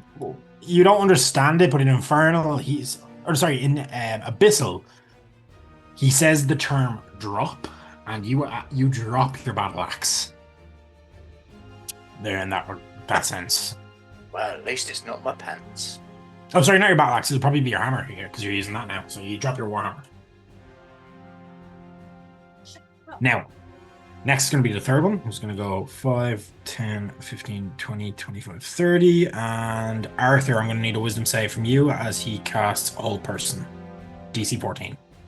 Okay. Sorry, wisdom save, you said? Wiz save, yep. Now, an 11 fails, so unfortunately you are held, which means you have the paralysis condition. So you can't do anything. You can make a save at the end of your turn. Or if you take damage, I believe. No, wait, no saving damage. Save at the end of your turn. Is just how it works, I think. Unless it says. Yeah, at the end of each your turn. So, Max, you're up. You don't currently have a weapon in your hands. You will have to. Actually, yeah, the way I rule it, it's not actually an action to pick up your weapon, so it's more of just an inconvenience to you, really, than anything. I will inconveniently fucking rage at dropping my weapon. You dropped it on your toe too. It kind of sucks. And I'm gonna angrily pick it up and hold it out at the closest dagger man and charge at him. Okay, AC is 13. With it outstretched. Let me roll my doodad hickory flip to my rage skills. Oh, yes. Get angry. Pointing the warhammer towards him, and the head of the hammer engulfs itself in flames as I then start jogging briskly towards him to swing with the warhammer, please. Thank you. As I said, AC 13. Oh, that hits. Double his AC. That's 26. And that is going to be one-handed because shield is there. So that is 13 plus 2 strength. Solid. For the rage, not strength. Plus 2 for the rage. Yep. Plus, first time I think this has actually done a thing. When you hit a creature with a melee weapon attack while raging, you can deal an additional 1d8 fire damage as a bonus action. Yeah, as a bonus action. Unfortunately, you have to wait till your next turn to start using that. God damn it. But I will hit him again because I get 2 hits with my action, attack action doodads. So first one was a to the face, and the second one's a bonk on the head. Yeah, 27. Yeah, it's a pretty cool subclass. His elemental barbarian, I think it is. I don't know what the exact is. It's on D&D Beyond. Path of the elemental barbarian. It's a custom class. 6 plus the 2 for rage, so 8. Yep, that hits, and he takes a solid chunk. He's looking rough after that. Is that it for your turn? Yes, yes it is. Okay. Up next we have Arthur. Arthur, unfortunately you are paralyzed. Can I get a wisdom saving throw to see if you save? Yep. It's 14. Also, were they speaking Abyssal or Infernal? Abyssal. Abyssal, okay. Wisdom saving throw, come on, yeah. Yep, you save. You feel your as the end of your turn passes by, you feel your mobility return as you just kind of force this kind of lethargy that kind of filled your body out of it. Next up, we have something coming from the shadows, and they're going to get advantage on this as they rolled a nat 20 on their stealth roll. So I'm going to just do a little bit of move layer to tokens as what looks now. They are ghouls statistically, but they're not ghouls for the sake of this. They look like humans that have had numerous runes carved into their skin that glow with this sickly purple light. The main which is the eye on their forehead, which is something you all recognize as the Eye of Shalgrathar, the symbol of this cult. As these twisted humanoid forms bound forward, one of them is going to go for you, but buddy, as he got a 25 on a stealth, he does have advantage on this attack roll. He's going to get you with his claws. A 14 hit? Yep. Yep, so can I get a DC 10 con save, please? 20. Actually, you're an elf, aren't you? I am. For some reason, Half elf. I will say it counts. For some reason, it doesn't affect you. Anyways, you say it, but apparently ghouls don't affect elves. I didn't know that. It's very strange. But yeah, you take 7 points of slashing damage. And that is its turn. Next, we have one that's going to go behind Kiva. I'm just going to attempt to claw at you. It's not intelligent enough to know. 11 misses, I believe. Or sorry, 12. So that is that one's turn. And this one is going to go for Arthur. As he runs through the tent, kind of tearing through the fabric. So your tent is damaged, Arthur. Your lovely fancy tent. And he's going to go over his claws. Nat 20. Right. I believe that hits. Yeah. Yeah. You're going to take 8 points of slashing. I need. Cool. Can I use my reaction? You can. Cool. Is it? Eldritch Rebuke. Yeah. It needs to make a dex save. That's a 9. For 10 points more. We'll take it. Yeah. So I took 8 damage there. 8 damage. Well, we'll see because I need a D100 off you as well, please. Oh yeah, okay. And then your con save after that.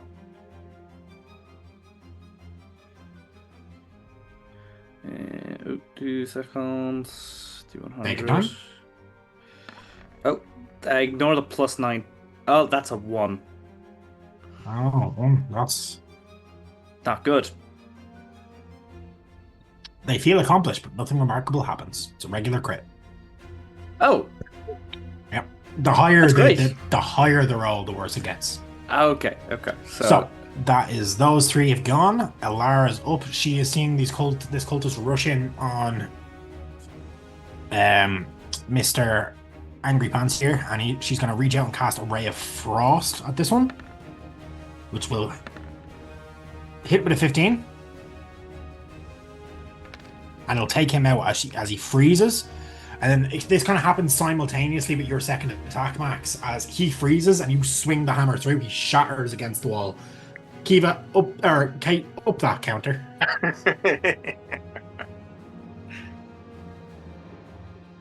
To be fair, that was a joint effort. It was, but it's still, she frozen to death and you smashed the corpse. Once we get to 10, I think we're good. Yeah.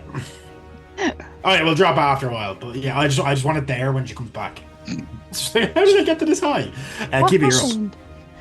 Okay, Kiva's pierced, and she's also on the wrong roll 20. So, actually, sorry, did I get that Constitution save from you, Keen?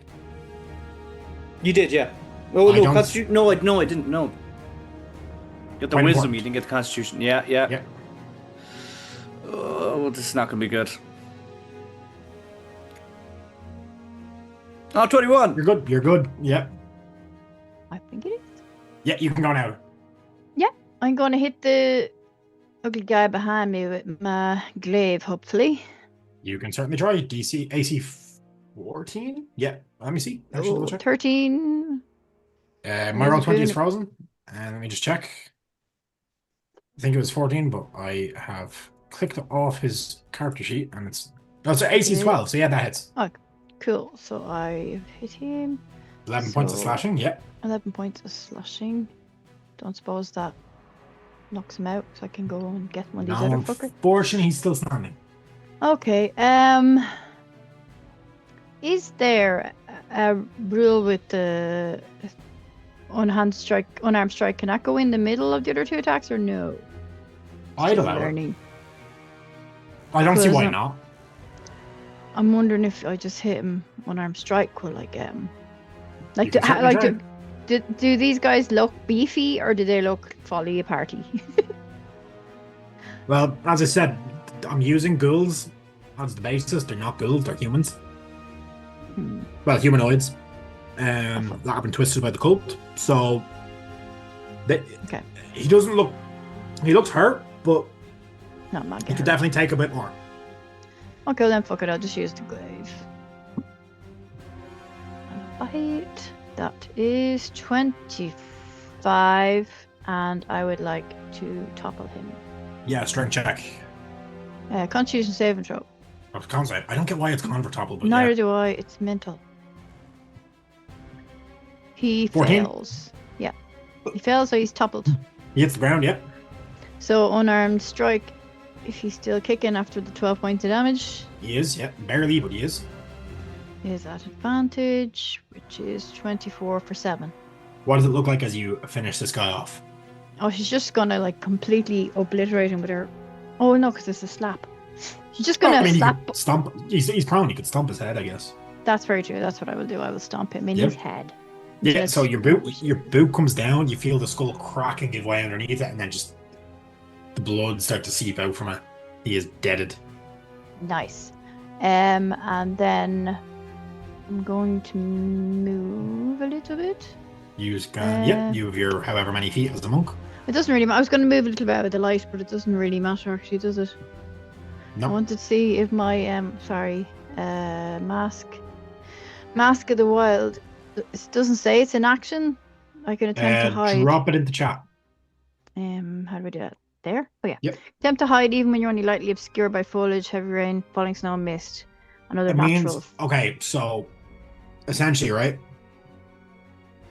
You don't have an ability that lets you hide other than the action to hide. So unfortunately, you would need to use your action to hide. Yeah. Well, if that was like a rogue would add that to his his bonus action hide. But unfortunately, no, you would need to use the hide action. Yeah. No worries, that makes sense. That's me then. Thank you. Yeah. Buddy, you're up. Cool. Buddy feels this attack coming from behind him. So you did feel some sort of venom pump into your bones, but it just doesn't seem to be taking home on you. Yeah. He reacts instinctively and jumps through the flicking flames of the fire, spins around. I will need you to make a... As you're jumping through them, so you're moving through. You're going to take a D4 points of damage. Okay. take 1 point of damage as the fire singes you a bit. And then he's going to flick out his Thorn Whip at this creature. Yep. 23. Hits. So it does 5 piercing. Yep. And then, so it's this one here that attacked me. And then I pull it 10 feet towards me into the fire. Okay, he's also going to... yeah, I'm just going to put him there, but he is in the fire. He's going to take another a D4. He takes 3 points of fire damage. Good move. Is that it for you? It is. Cool. That is it. Yeah, I'll let it move because I forgot to do the opportunity attack, so I'll move on anyways. I'll remember that next time. Next up is the Cult Fanatics. This one's going to go 5, 10, 15, 20, 25, 30 to here. Can I get a wisdom save from yourself, Kiva?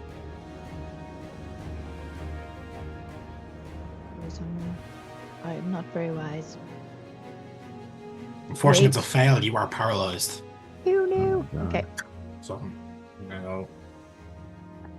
You do have 2 boons, but unfortunately, a boon wouldn't get you over the line.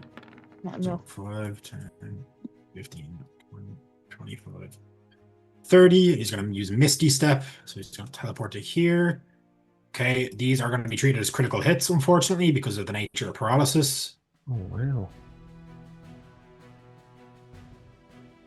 22 hits, so you're going to take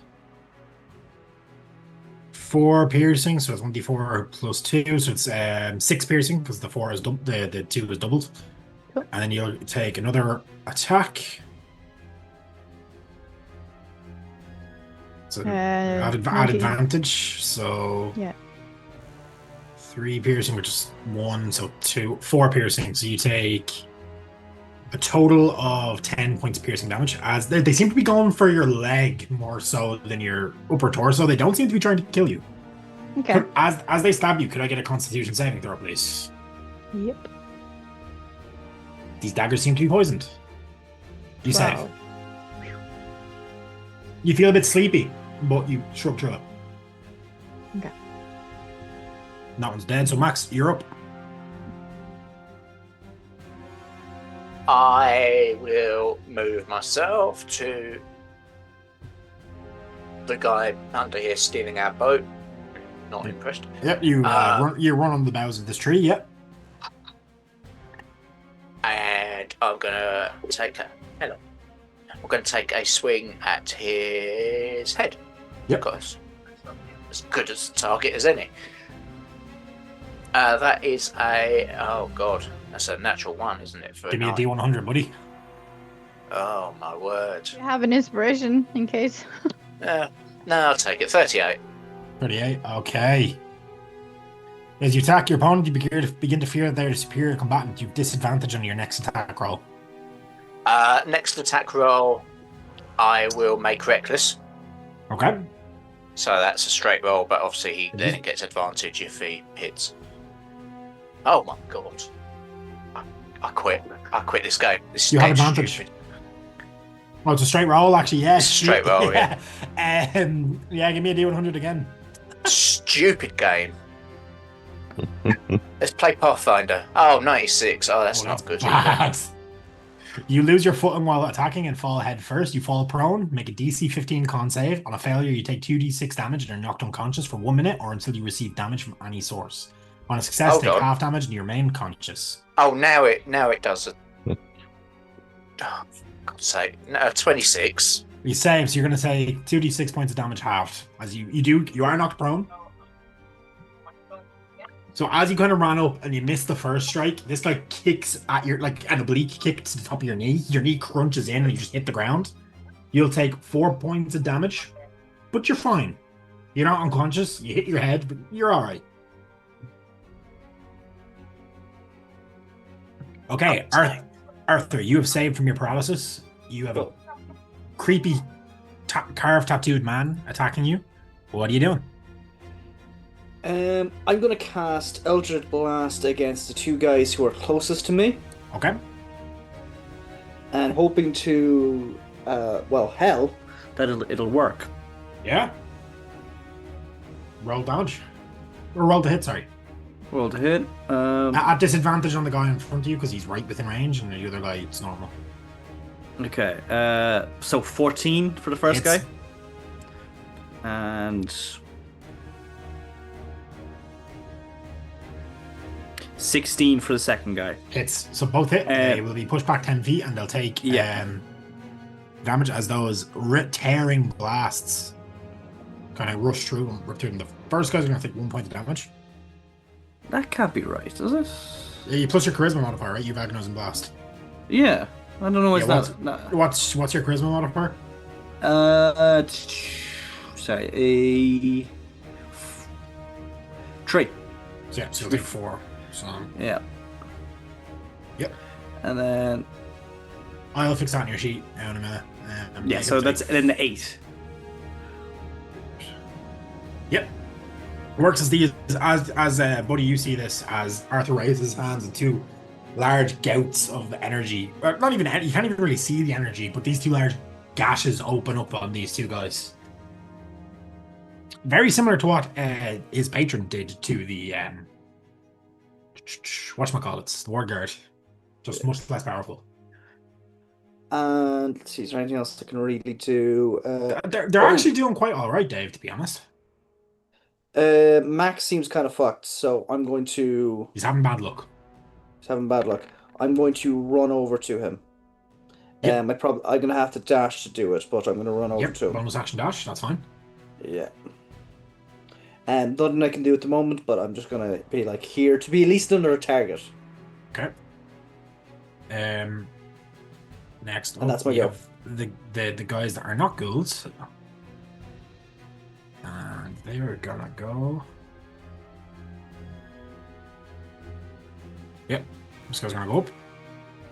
Kiva, you're gonna take a claw attack. Oh, no, you're gonna take a bite attack, you're already paralyzed. It's advantage to hit. 20. Hits. Holy fuck. Knock that fucker out over there, please.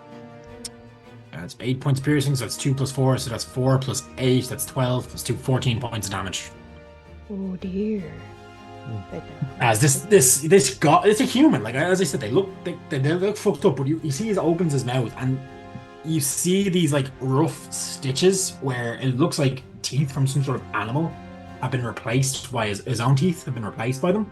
And in some cases, there's like metal plates that have been like fastened in to kind of make them the like canines sharper and like more thing. His jaw's kind of fucked up. This guy looks like he's been tortured brutally.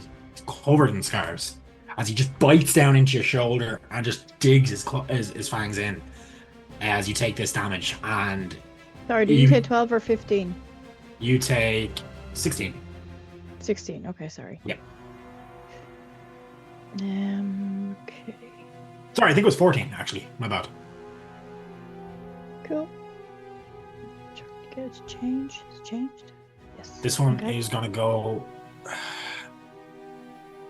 Give an intelligence check real quick to see if it's smart enough. They're not very intelligent though. The 17 he is, he's gonna go for Kiva. They're gonna take a D4 point of fire damage as he runs through the fire. Oh, can I get an opportunity attack as well? It's staying within your range. Oh, okay. This takes full max damage from the fire, so he's not looking great, Oh, boo. Poor but he is guy. gonna bite you. I will say these bites they seem to be more so trying to drag you to the ground by their jaws than actually kill you. Yes, it's me. That is okay. 2d6 equals 2d6 equals so 4 plus 12 is 16 plus 2 is 18 points of damage. Ooh. Ouch. I am on 3 hit points. Yeah, exactly, Dave. As someone said, I can't let you get close and then shove them. Yeah, no, these guys What are. they can kind do? of- I'm held. Yeah. Okay, next up is Alara. She sees this going on and she's going to try her best to help. She's going to go 5, 10, 15. Back at the fucker over there. Lara. That's what she's doing. I'm gonna point. I can't point. I'm You paralyzed. can't know you're paralyzed. Point to my eyes. And whoa. She hasn't leveled up, so she's missing a few spells that she should have, but no, No, sleep won't get him. Well, sleep might get him if you upcast it, actually. So she's going to cast sleep at 3rd level on this guy.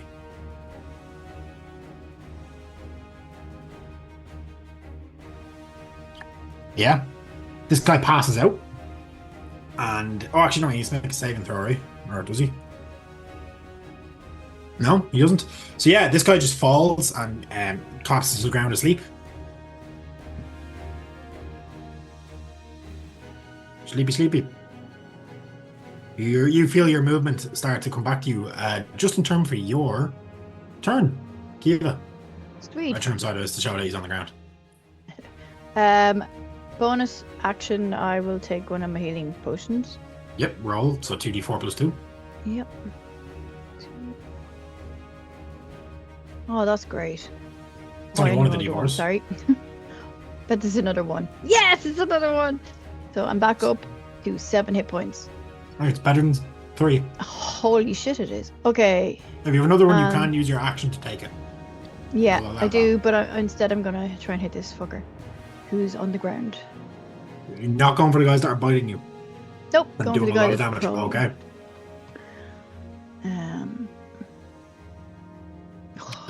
Hits. Fuck. Hits, does it? Okay, cool. 13. Yeah, he takes it. He wakes back up. And oh wait, what? That's not the. Is that the guy that's asleep? Yep. Sorry, I thought the guy who cast sleep on me was the guy over with Max and Arthur.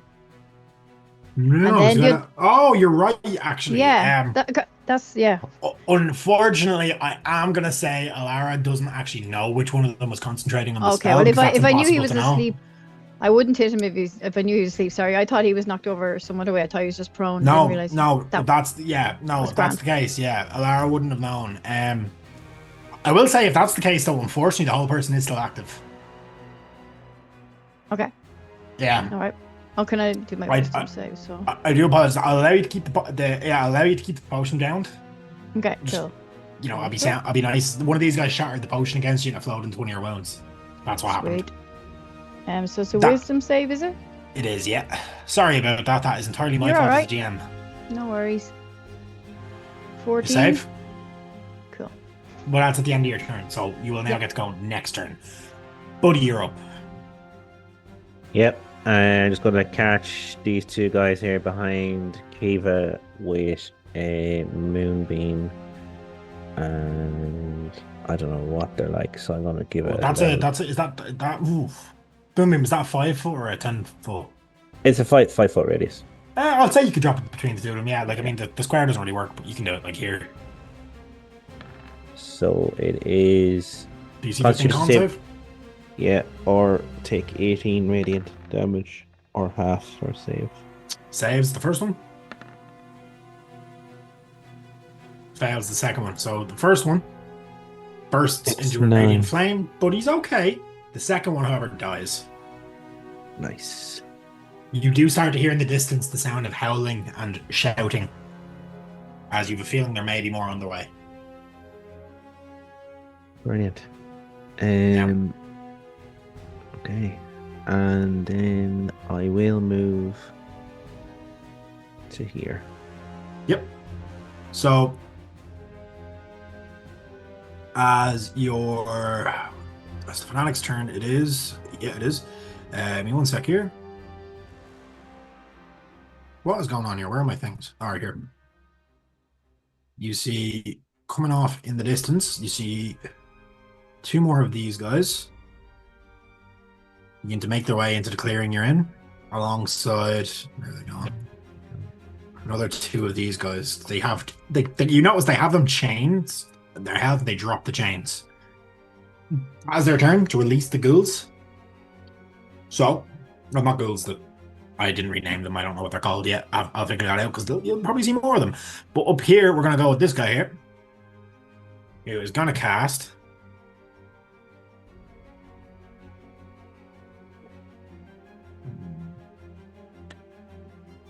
He doesn't really have anything great. No, he's just going to attack. So, but Max, you're prone. So he's going to take 2 stabs at you at advantage. Not 20. Very On good. 17. Both hit, right? 17 does, yeah. Yeah, okay.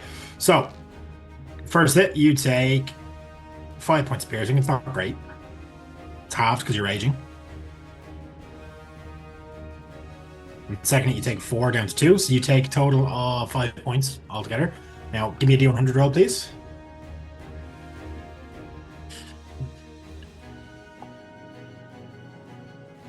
Uh, 50 and 7. 57. Right.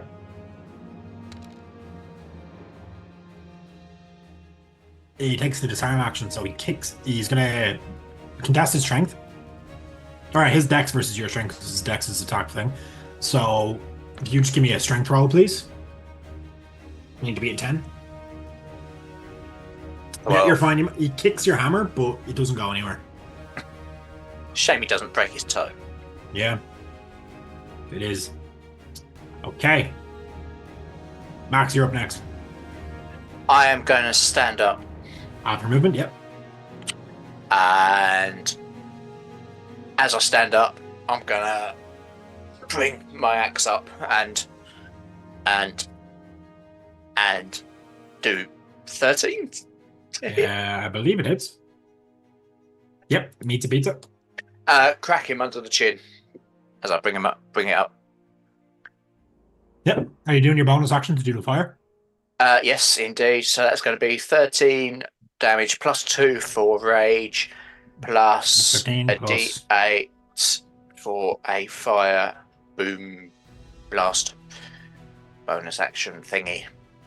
Nice. is- That's come on. 15 Oh, plus full 8. weight on that. So you're doing 20 Yes, something 20 15 plus 8 is a number. 23. something 23 like points of fire damage, yeah? That's a solid that. hit. Yeah, why not? Oh, why not? he's looking rough. And a bit like the last guy. Bring as- Leanne Penguin, thanks for the follow. So stand up, cloak Are you not On the entertained? chin. and bring it back down onto his 18 onto his head, and that will do. Oh, come on, 12 It'll plus do enough as 2 well. more. It'll do. How do you do this? So clonk up, clonk down, and his head kind of suffers from a double collision of hammer justice. Man, fantastic. All right, we're going to move on to Arthur after we come back from our break. So we're going to take 5 and we'll be right back. See you soon, guys.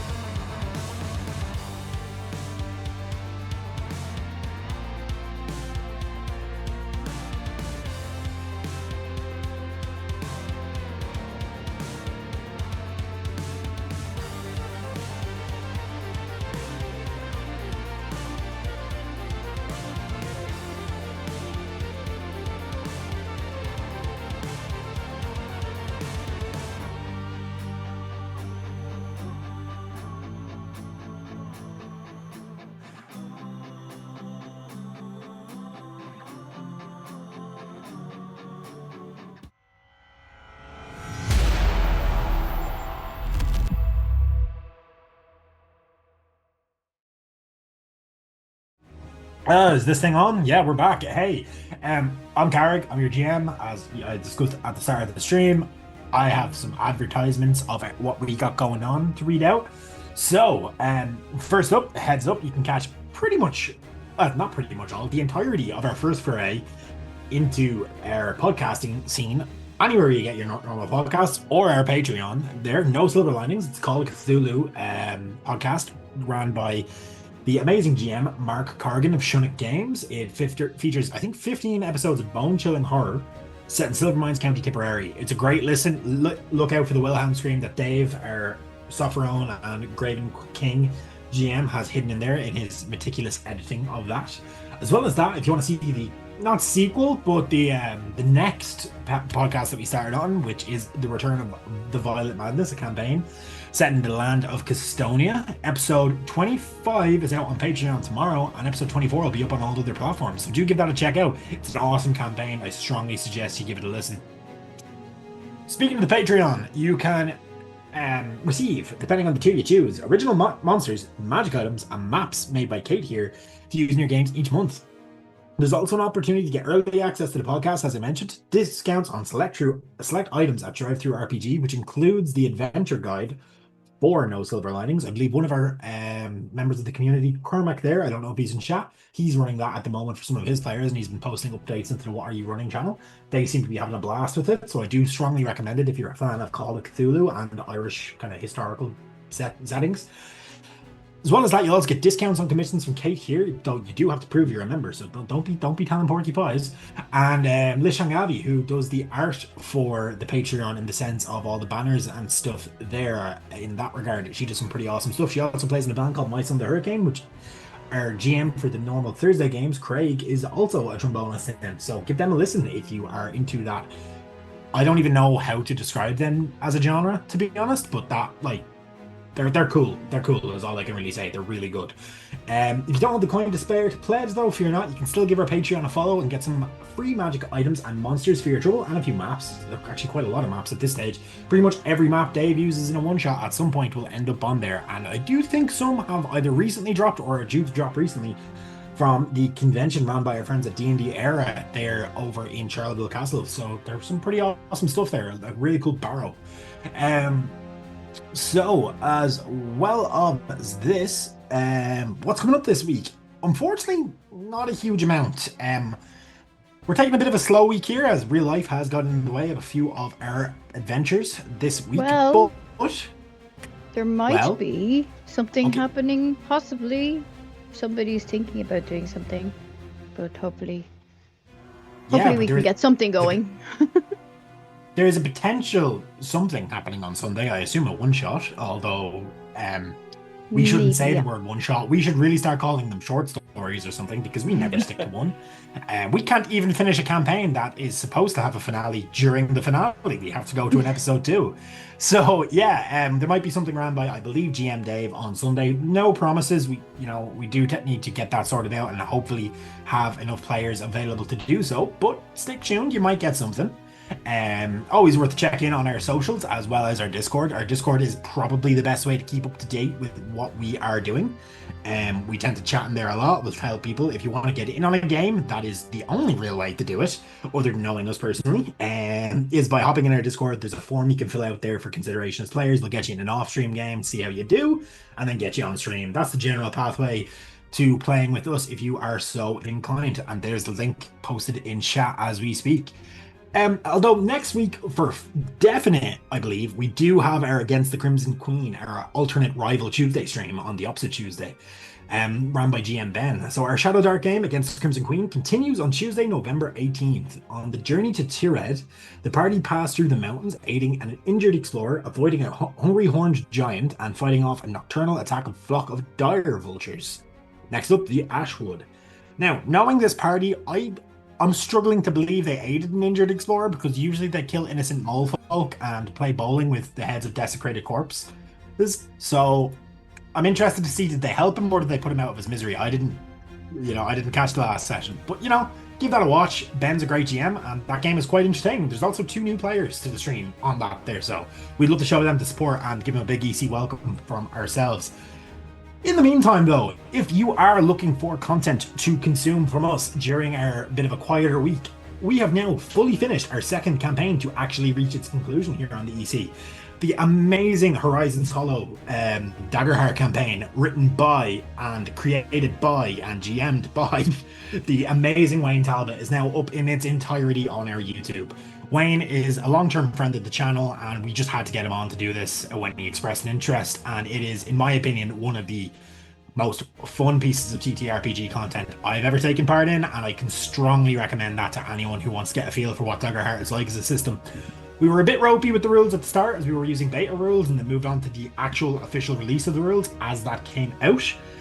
What was meant to be a 4-session mini campaign turned into a 10-session epic adventure, and I can say that last episode was a real tearjerker. So for anyone who wants to get into Daggerheart, there you go. I can't recommend it enough. So that's enough out of me, though. I'm going to shut up now, and I'm going to say thank you to one of our Patreon supporters.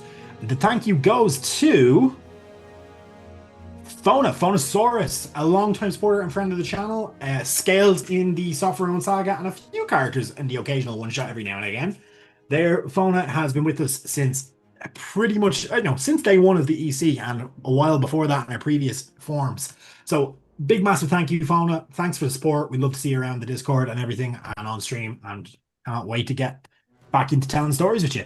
So, up now, in this, we have our party who is face down with a number of ghoul-like creatures that are not undead, and some nasty robe-wearing cultists are really fucking them up, to be honest. We have to see how they get out of that. So, I believe we were about to pass over to Arthur, however, Max here did say he had something he wasn't actually entirely finished with his turn before we took our break. So, I'll let him finish off what he was doing.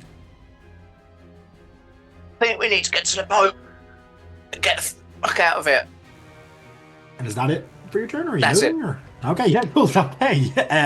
Yeah, speaking as a free action, Arthur, you're up. This guy beside you has just crumpled to the floor, crushed by Max's Warhammer. There is a group of others coming in there now. There is another ghoul that is bearing down on Kiva, and Buddy, Alara is in the back there chucking spells, but unfortunately, it's looking grim. You're outnumbered, and you're starting to take a bit of damage as they're wearing down your defenses. And sorry, just before that, we have TK Killer, I believe, after following us. Thanks a million. Welcome on board to the MO Collective. We hope you enjoy.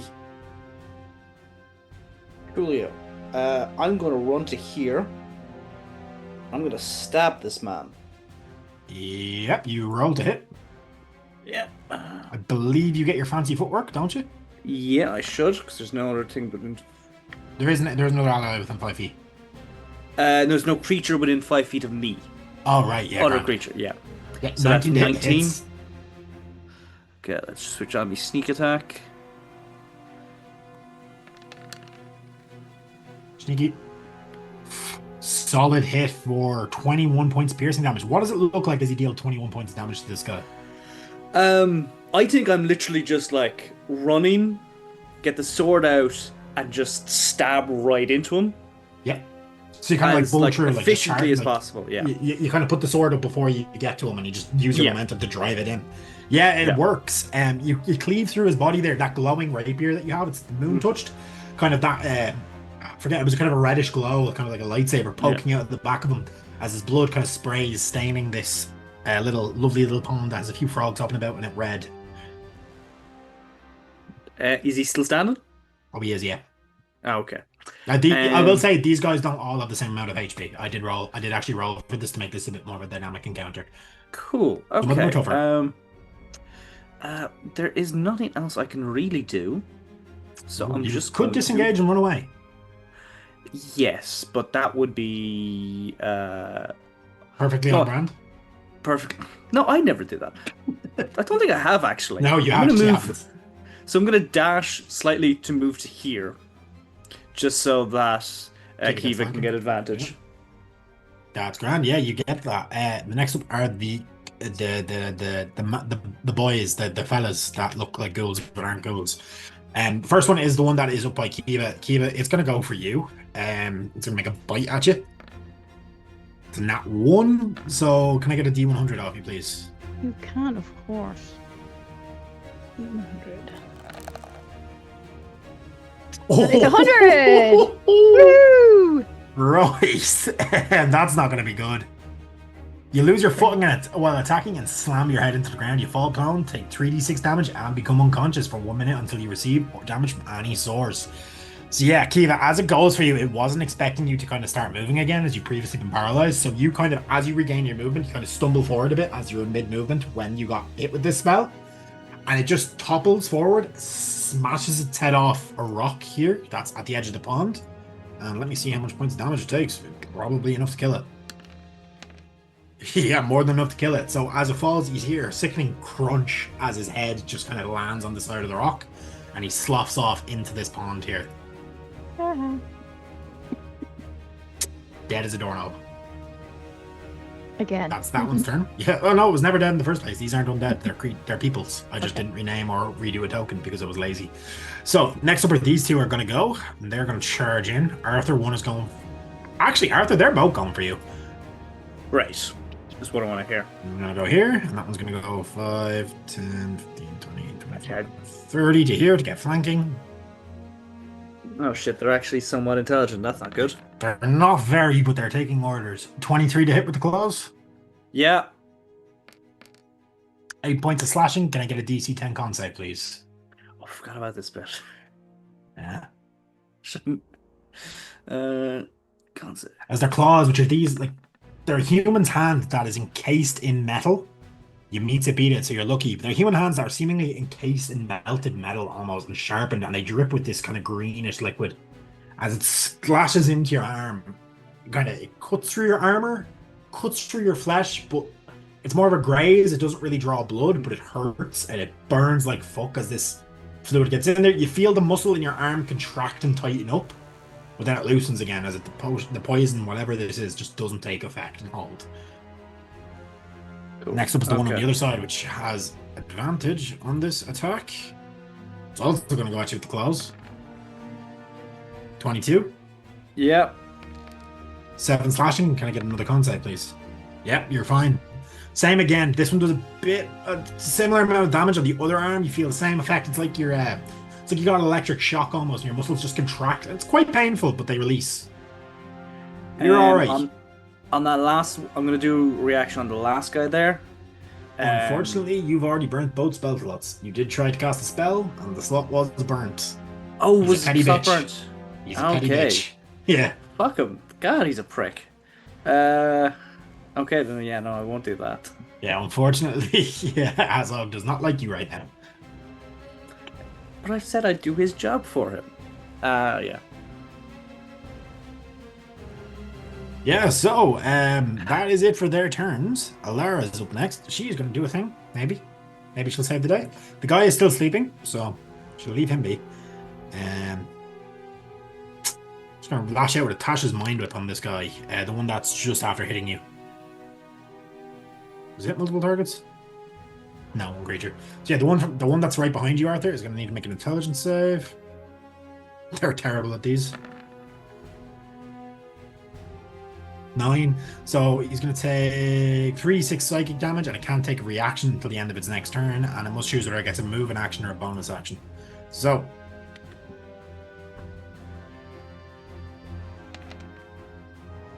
takes 9 points of damage, but it's still standing, but it does begin to cough up blood. Kiva, you're up. You're getting jumped. Okay. This guy is still asleep. Yes. Hitting him would so wake I him can- up. You are aware of that. You've seen Malara cast this before. So I can shimmy around him without anything happening. Yep. Okay, so I'm gonna go for that. Cool. Oh, I'm on the wrong 20. Okay. You're flanking against this guy, so you have advantage. Choop. Nice. You hit. 27 for 14. Hits. And can I try and topple him? Blah, blah, blah. I already have advantage, so there's no point actually. Yeah, up to Never you. mind. I'll do my second attack. Which is 27 down. Yeah. for 12.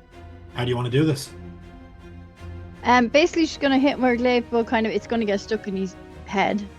Yeah. So when she lifts it up to go and hit him again, he goes flying back. Yep, so he sails crumbles. overhead, splashes down into the pool, and that greenish And, fluid from his claws begins to leak into the pool. You see a few of the frogs just kind of blip. Oh no, sorry, Fox. And then They're I'm gonna paralyzed. go over to this dude and unarmed strike him. Hopefully. 17 for 7 bludgeoning. Yeah, he takes it. And that is me. Mr. Solo, you're up.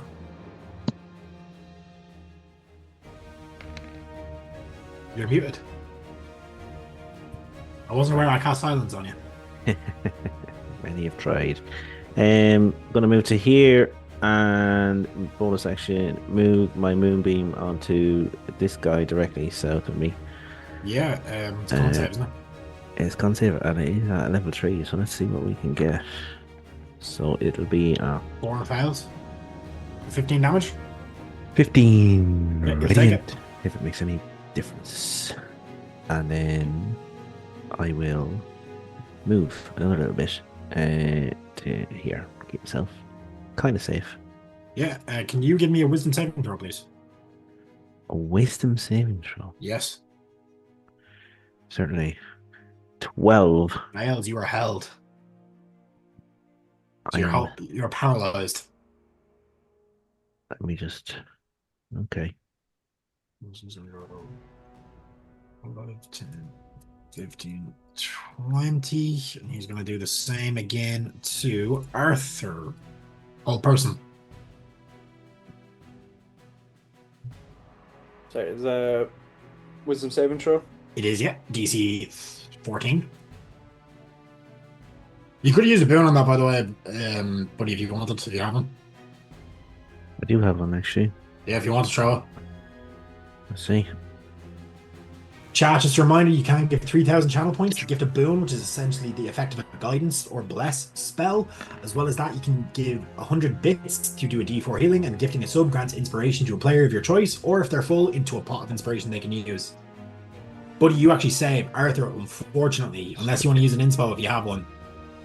I don't think I have one.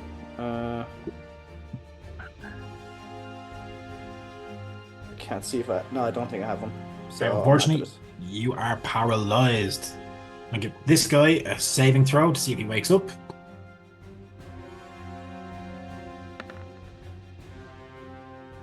He does. He's going to stumble up to his feet. Kind of sees you go rigid. And kind of looks, kind of grins because now's his chance. He moves to here to gain it. He already has advantage, but he, just in case. He's going to make a multi-attack. Stab.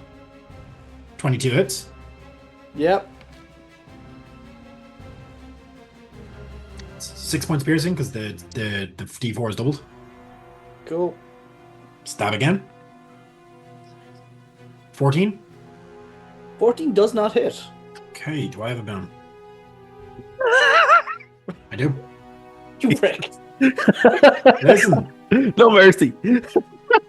I told you guys, you're in tier 2 of play now. I'm going to try. 16.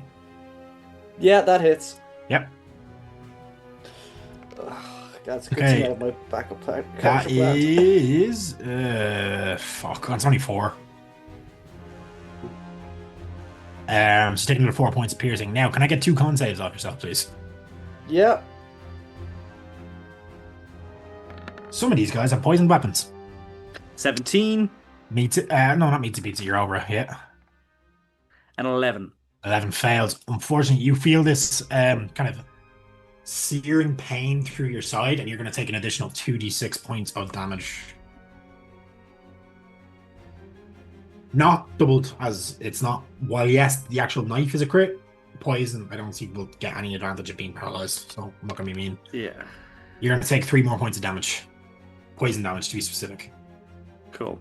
You don't have the poison condition. Yeah. Am I still paralyzed due to the fact that I've been hit? Yep, whole person doesn't wear off. Oh, You get a whole save person. at the start of your turn. Yeah. Shit. Oh, save to start my turn. Okay, not too bad. Oh, yeah, I'm sorry, save at the end of your turn. My bad.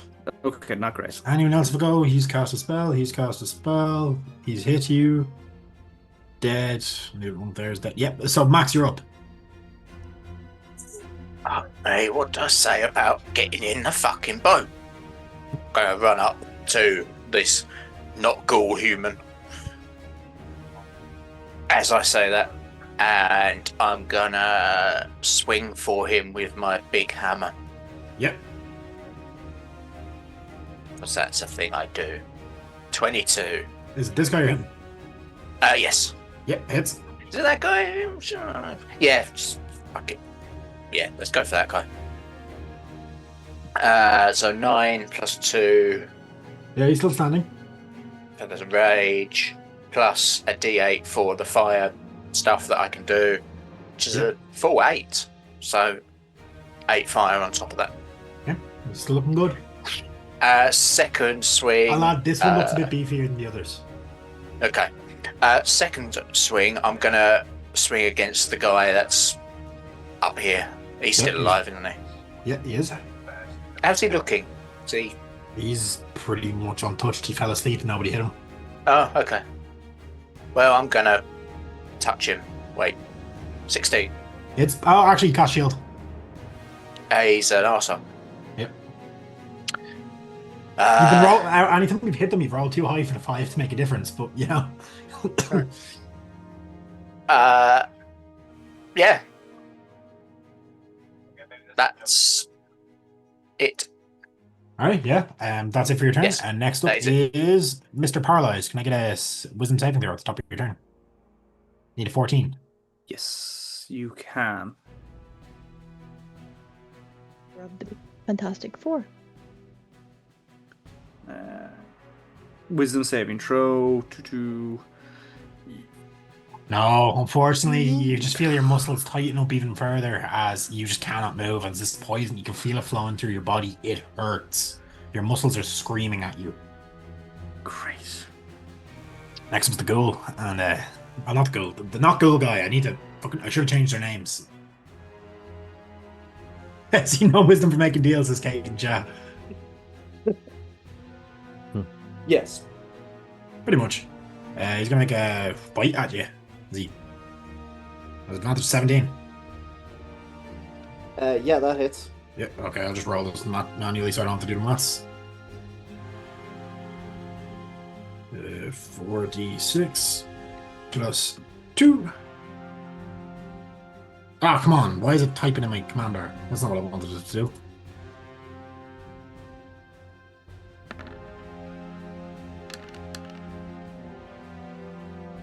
$12 points of damage. I am down. Yep, you are not making death saves as it was non-lethal. As he drags you to the ground. Oh, that's worse. Substantially. Was there any other ghouls? No, there isn't. You got them all. Alara's up. She is going to take a shot at... Fire a bolt at that guy that hit you. Hits him. Yeah, takes that. Doesn't look happy. Give you're up. Arthur's unconscious and he's paralyzed. I'm gonna try and hit this ghoul dude in front of me. Yeah, go for it. Choo. Roll.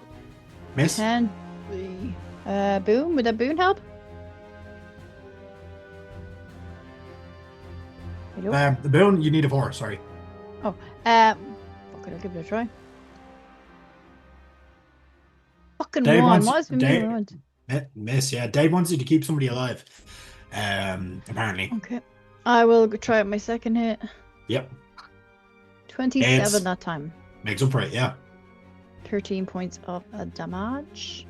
That's a solid chunk. He's looking pretty rough now. And I'm gonna try and topple him actually. Yeah, con save, right? Yes. 15. Ooh, ouch. Not one, he goes down. So my unarmed strike is with advantage. Nice. 26 for 10. How do you want to do this? She's just gonna smash his head in, like stomp his head in, like she did with the other guy. Curb stomp, yeah. Yeah. You see you kick him, his jaw full of metal kind of reinforced teeth and stuff just buckles, and then you see the teeth actually curve up and pierce through him. They don't come out the back, but Yeah, it's nasty. Nice. He bit himself in the face. Serves him right. Buddy, you're up. Yeah, but yeah, I'm not moved. Buddy is going to maintain his concentration on the moonbeam and go with this guy again. So here we go. Yep.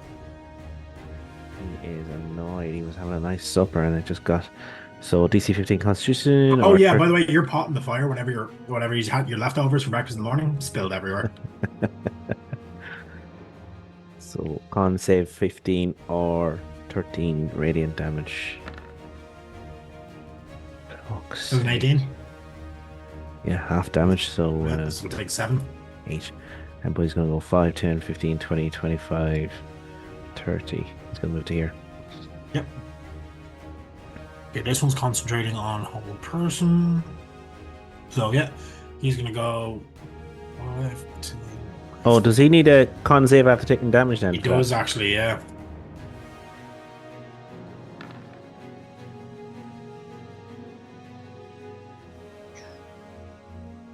Damage or 10. Yeah, he's fine.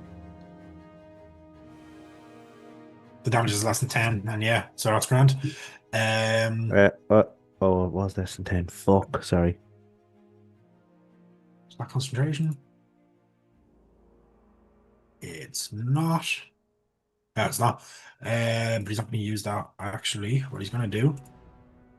Buddy, can I get a dexterity saving throw off yourself, please? You sure can. 12. Fails. Oh, no, it doesn't. What? That's not right, because I bumped their stats. So, yeah, it's DC 14. And you take 4 points of radiant. That's still rolling off the default stuff. No worries. So, you take 4 points of radiant damage as this burst of fire hits you in the back. Oh no. Yeah. Again. Yeah, there's a bit of a psychic damage there that's not physical, but yeah. This next guy is gonna go 30, he's gonna get up to here. Kiva, you're within 5 feet, he's gonna attack you. Non-lethal. Does he have advantage against you? He wouldn't. No, that's not one. Yeah, there's not one. D100, please. D100. 52. Okay.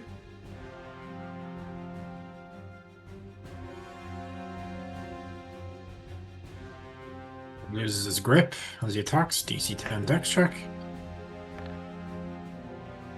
13, he keeps his weapon. Okay, second hit. Misses. Misses, yep. Okay, he doesn't get you. That's it for his turn. Is there only the 2 of them left? There is. Oh, there's one more. That has just knocked out Arthur. He is going to reach out and he is going to cast Hold Person on Max. Wisdom saving throw, please. Yeah, not great. 7. You're paralyzed. Sweet. Okay, you're up. Make a wisdom save at the top of your turn. End of your turn, sorry. It's the end of my turn, so I'm going to make a wisdom save. Yeah. I can't do anything. That is a... Oh, it's a natural 20. Could have done with that first time. Yeah, your turn is skipped, unfortunately, but you save. Arthur, you don't need to make a death save because you're unconscious. Cool. Alara.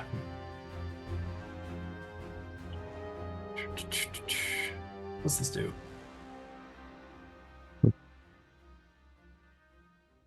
No.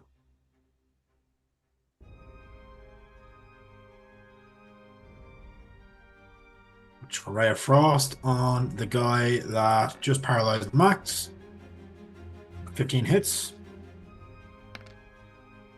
He's 9 points of cold damage. As he kind of free the pond across is like a little path of ice freezes up on it as this little icy shard hits him in the back. But he's okay. Kiva, you're up. I am going to. I suppose I'll have to try and hit this dude in front of me. Sorry, in the wrong one again. Boop. Oh, that's 2, not 1. Oh, D100, please. Shite balls. That That's not what I needed. How are these guys giving you more trouble than the fucking dragon did? Fucking hell. 73. Yeah. That's not good. One sec here. You lunge past the enemy, leaving yourself exposed to an attack. Your enemy or attacking is able to use their reaction to perform an attack of opportunity. So you lunge Yay. past, so that's going to put you over to here. And he's going to hit out at you. He's going to lash out at you. What? 10 misses. Yep. Right, buddy, you're up. Oh, actually, you have more attacks. I do. So, yes, I'm going to go for another one. Misses. 12 or 12. How weird is that? And what's their EC?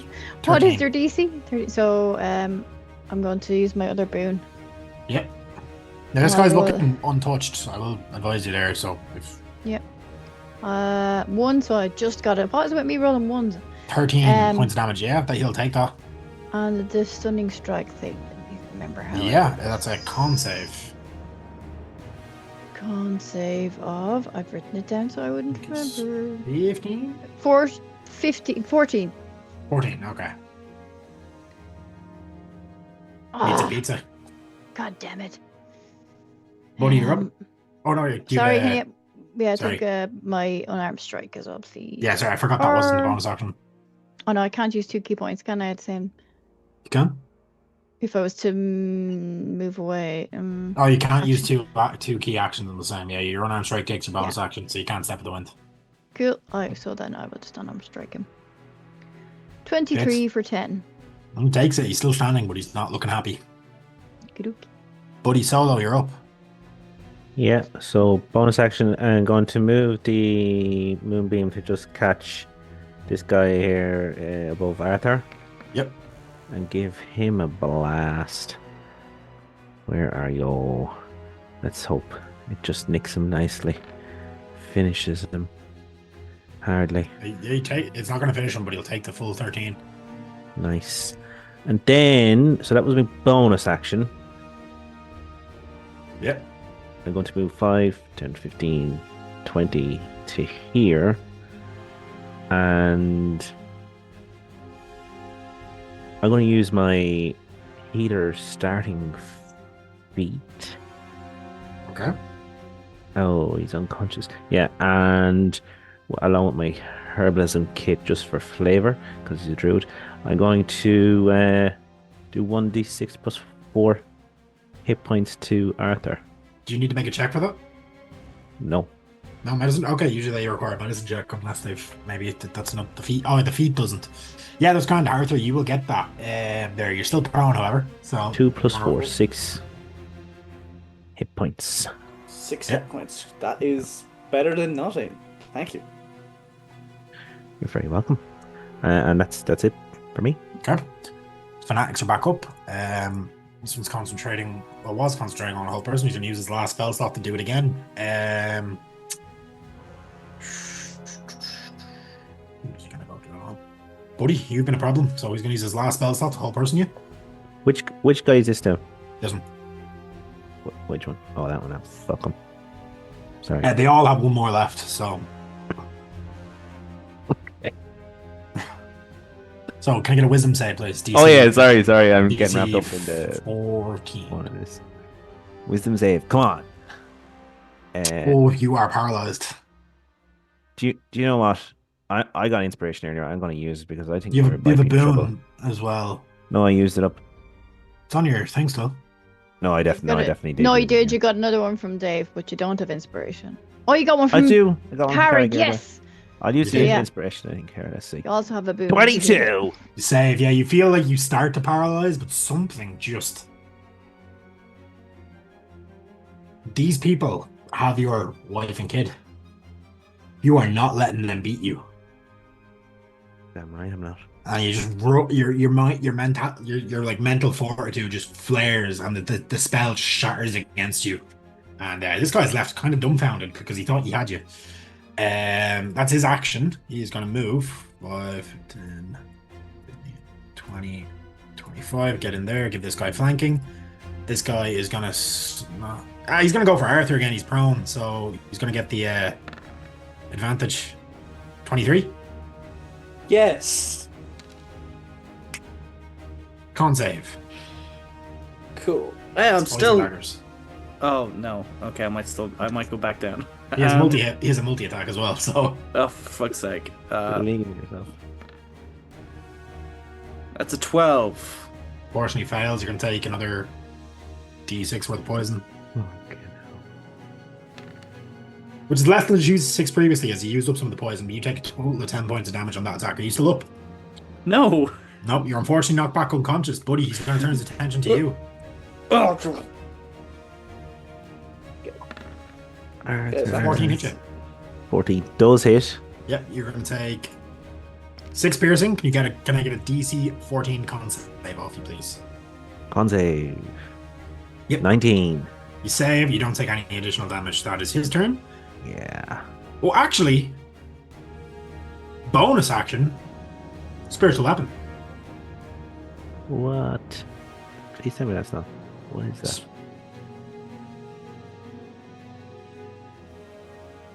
Yep. So, beside you, he reaches out and he pulls forward. This nasty-looking spear just grows out of the ground and begins to glow and crackle with purple light. There's an eyeball kind of in the middle of where the head of the spear is, and that's going to attack at yourself, buddy. As it kind of like looks like he throws it at you. You're going to get hit with a 17. Yes. I don't know why it has bless, but it does. Excuse me. It's cast at second level as he uses his last spell slot to do this. You're going to take 9 points of force damage. 9. And that's in that square there. I just don't have a token for spiritual weapon. That's perfect. Max, you're up. Dave, if you're in chat, I know you're a big fan of the spiritual weapons. Over there, we could have been done and sailing Could've. down the fucking river. I'm going to move ever so slightly to here. Yep. You are going to take an attack of opportunity. Yeah, that's fine. Mm-hmm. 21. Yep. Can I get a con save as well? Sure, DC why 14? not? 11. Yeah, you're going to take an additional D6 point poison damage. Okay, so that's what, 4 piercing. 2 Just and 4 2. poison. So take 6 damage altogether. 4 poison. Okay. I'm going to swing at this guy because Yep. fuck him and Go his for it. life. It's, so- sorry, what's that? He's 23. It's 23 for that, I'm not because gonna use it. flanking. Oh wait, no, wait. Yeah, 23. Yeah, never mind. He's Still it's going first level. He just to doesn't, I only use 1 second level.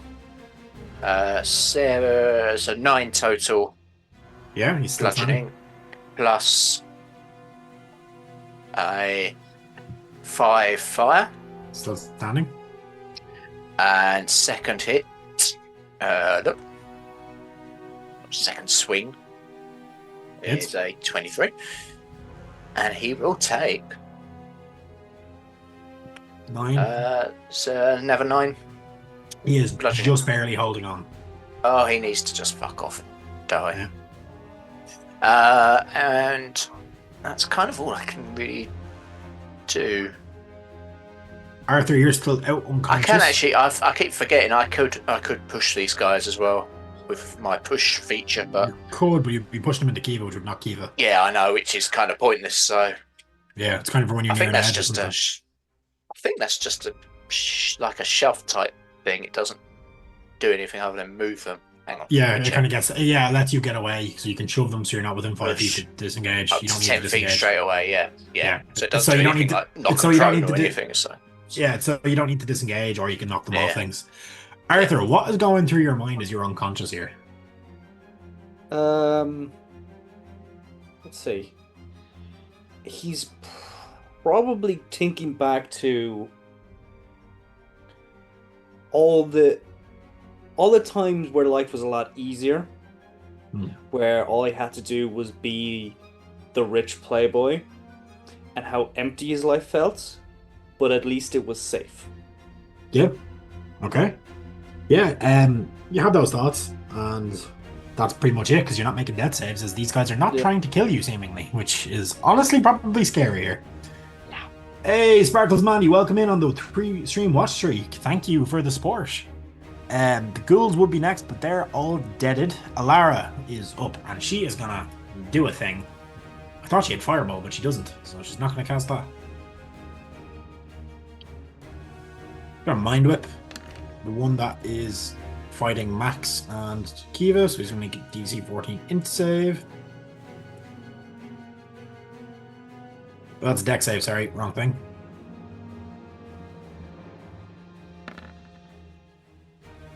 Still succeeds, so he's fine. He's going to take 6 points of damage. He's still standing, but he's on his last legs. Kiva. Going to hit the guy between her and the Max. Yeah, go for it. Hopefully. 20, It's 9 points. you kill him.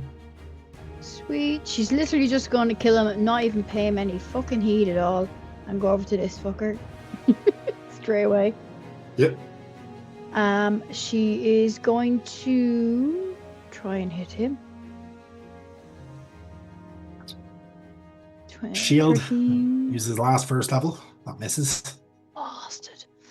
And I will try unarmed strike him. Yeah, his AC is now 18.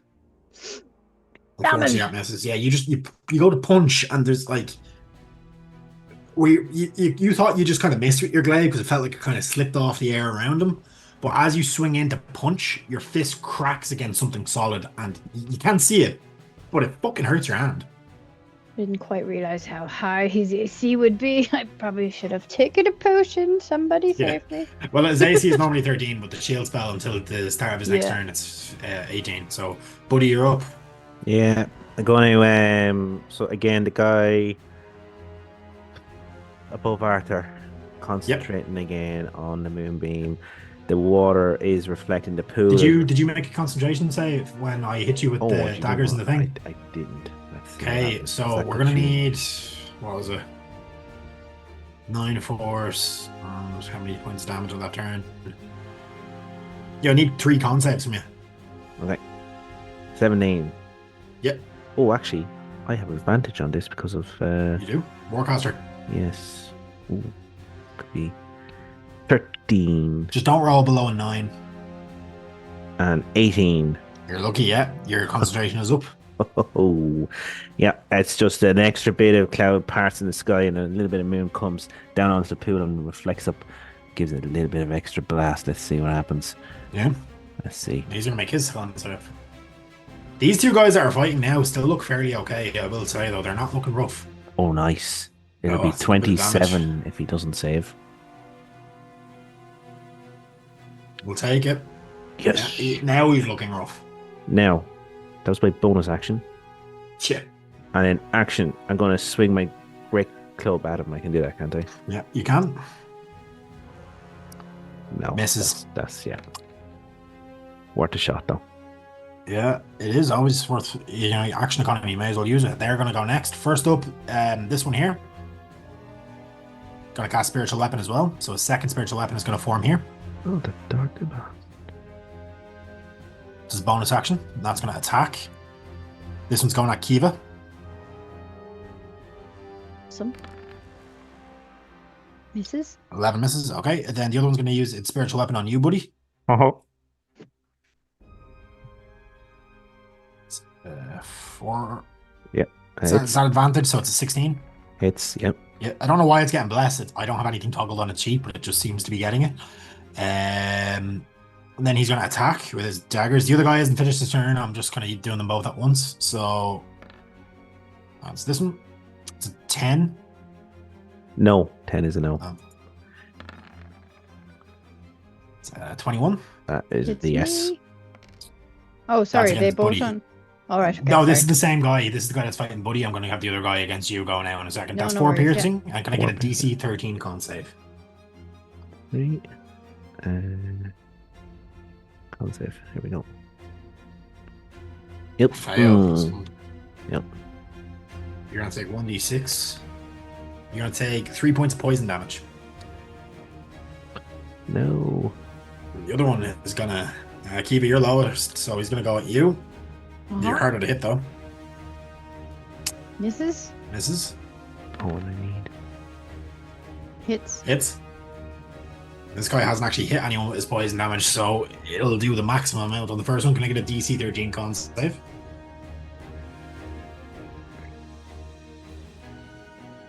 Okay, Ooh. unfortunately, you're going to take 2d6 points of poison damage, which will take you down to 0 and knock you out. Yep. Holy shit. I'll do. You are now unconscious.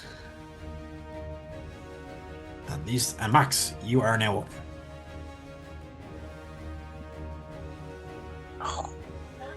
I will be moving back up to this guy. Yep. Still got pretty muttering under my breath about not taking the fucking boat. Everyone's going to sleep and shit like that. Came across the river, Max. The ghouls came across the river. That means they're here and not across the river anymore. I will say you can hear howling from across the river. Go down the river. Down the river. Down. Anyway, that doesn't do anything. Second swing at hit this guy. 25. That's better. That's better. 9 plus the 2, so 11. Give me a D8. Bonus This action, could make the fire difference. something or another. Okay, unfortunately, he is just about still standing. Yeah, that's gonna be. I will this time push him Yeah, 10 feet away. yeah, go. Yeah, is that a save? Doesn't or is it need go? anything. No, Nope, just okay. does it apparently. 5, 10. Gotta get rid of this. He's in the river now too. Is he get shoved back? Yeah. Yes. I think it's just 10 feet straight away from yourself. So, Okay, Alara's up. and I'm just gonna move around a bit to kind of maybe here or Yeah. something. Yeah, okay. No, here. And that's it. Hits, and that's going to be on the guy that's fighting Buddy currently, this guy here. So that's going to do 4 points of fire, which does very little to him, to be honest. Okay. Kiva, you're unconscious. What's going through Kiva's mind right now as she is snoozing on the floor? Eva is still thinking about what happened with Arthur being taken over, and it's kind of bringing memories back to her of stuff that happened in the monastery that she happened upon when she was wandering around and wasn't supposed to see, and that's kind of just basically what's going through her mind. Yeah, so your mind casts back to one of the lower floors of the monastery deep beneath the earth. You're kind of sneaking around in a restricted area. Kiva, I get the feeling Kiva was probably a bit of a troublemaker within the monastery. Where'd you get that idea? No, she's a bit of an attitude, you know? So you know yourself you're not supposed to be down here, and kind of as you crack open this door, you see this figure. Someone you know, someone you respect, someone who's taught you quite a lot of what you know, just wailing on one of the lower acolytes in the monastery, just beating the ever-loving shit out of him. And you have that moment of like, do I intervene? But before you can, you hear the door just slam shut and a bolt be pulled across. And that's where it's going to be snapped back to Buddy. What is he doing?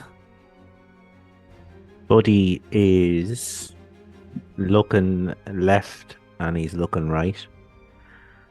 And he has a little bit of a notion in his head. So he's first thing he's going to do is 2 constitution saves for the Moonbeam, just for 15 and 16. Yeah, you're fine. Now he is actually gonna drop that anyways. Let's just let it go. Tidal wave, and I'm gonna go in this direction. Let me see if I can do it. How wide is the tidal wave when you summon It is 10 feet wide and 30 feet long from an area that I can... So you're not going to be able to get both. Well, is it emanating from you or from a point? Just crashes down on an area within range. Okay, yeah. So I'd be hoping to go... Let me... This direction. Whoa, Jesus, not like that.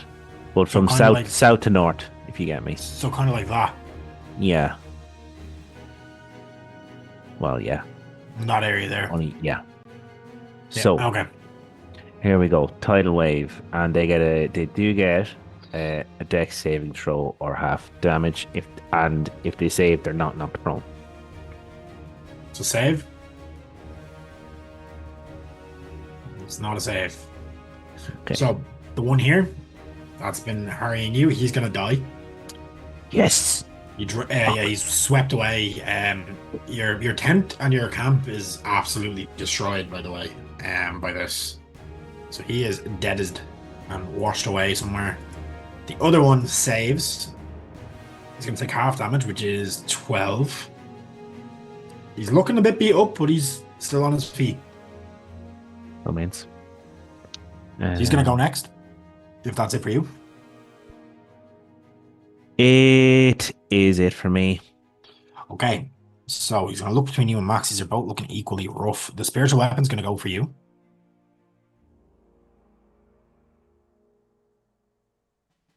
That's going to do 15 hit. Yes, it does. 7 points force. But he's starting to cough a bit. He's not looking good. Yeah. He's going to make a multi-attack at you. 21. Yep. 5 piercing. Can I get a con save? DC 13. You can indeed. That's an 8. Okay. This might be you going unconscious as well, bud. Mm-hmm. It's 2 more points of damage. Oh, just enough. Exactly what you needed. Yeah, you feel this poison take hold, and your body goes numb, and you just drop asleep. And then that was his first attack. So Max is going to go for you. Holy fuck. Dagger. 20 to hit, which hits. Yeah. This is your first time being exposed to the poison as well, I believe. Oh no, you've taken it before. So No, I've done it before, yeah. So you'll take 3 points. And 1 point. So you take 4 points of damage. As you start to, you feel your muscles getting heavier as this poison is coursing through you. Like, you've taken quite a lot of it at this stage. It's starting to become a struggle. But it is now your turn. I am going to attack this horrible pointy stabby poison person. Yeah. I'm going to make it reckless as well, Mhm. just for good measure. Yeah, go for it. Thank you very much for the natural 20. Yes. All right. Things are turning around for you. Drop your damage. Here we go. 7 plus the 2 force That rage. can't be right. You rolling? So- Yeah, no, that's not right. You should be rolling another D8 and adding that to it as well. Yes. Hang on. Plus 3 on top of so that. 7 plus 2, that's 9 plus 3 Plus, is 12. Plus 6 fire. Double that. So it's 12. 12 fire. Okay, he's just about still up. Roll your second attack. Second attack. Can I make that reckless or is it just one? I think it's just both. one It's all attack. attack. Once you When declare you're reckless, making no, it's no, all your attacks. you can decide to give you advantage on melee attack rolls. Yeah, no, it's just once I've said it, it's Yeah, all attacks it's for the full round, turn. yeah. So, Because another one. the Let's go. reason being is because the downside kicks in regardless. Not as whether you good. do 1 or 2. So yeah. Not as good. 15. It still hits. Okay. Cool. His shield, he's out of spells, lost cast shield. Yeah. 8 points. 8 plus 2 of the rage? He's still standing. Let's hope Alara can get him down. Arsehole. Can I? I know it's not my goal, but can I? Is that 8 one-handed damage? He's Yeah. using it with his shield. I've got a Oh, shield. I didn't realize you had a shield. Sorry, my apologies. Yeah. I'm touching the straws here. Just gives me a bit more AC more than anything. So Ilaran is to kill him. Hits. Oh shit! Oh, he has 1 hit point. Oh, So yeah, this cold on. blast of cold damage just cracks into his shoulder and he stumbles forward. But he doesn't hit the deck just yet, and he is going to make one more. I set could of have. attacks. Nah, I won't. I could Yeah. have asked for a push as well, but I won't do that. He would have just came back up to you, unfortunately. Yeah, Buddy, exactly. what's going through your head now as you're unconscious? Buddy is just sees a little white flower sprouting in the springtime, and it just grows towards him like a vision. And in the center is his little daughter's face, and he just reaches out towards it. That's it. Can you roll a d20 for me, please? Oh yeah. D20. Here we go. A 9. You get back up on 1 hit point. Ooh. I was doing a luck check odds for you get back up. So as this, you have to save her. That's all that's going through your mind. You have to do that, and that's sheer willpower and determination. You get back to your feet. Okay. It is at the end of your turn, though. Okay. This guy's going to go. He's going to use his spiritual weapon. Is going to go flying out towards Alara as he just directs his hand from behind him as he flings the spear in a last-ditch effort. So it's going to be... Boom. He doesn't see you get up behind him. 17, which hits her.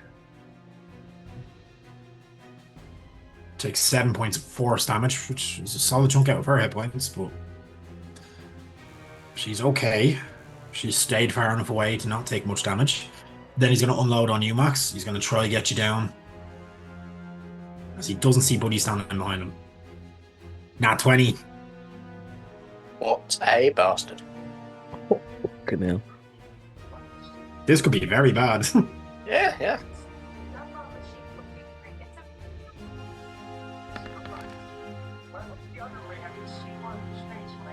10 points of damage down to 5. Yeah. DC 10 con save.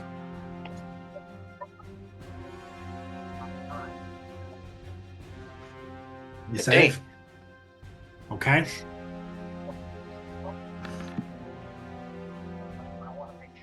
"13 misses. Yeah. It's his turn. Max, you're up.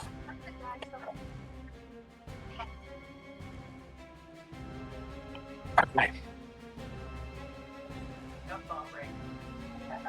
That's actually no, that would hit. Sorry, but that would hit because he's still got advantage. Yep. My Oh yeah, records. would hit. You're right. Yeah. Sorry. Thank you. I Thank should. you I very know I much. shouldn't say it, but Thank you. No, I appreciate the honesty. It's 2 piercing. Con save. Right.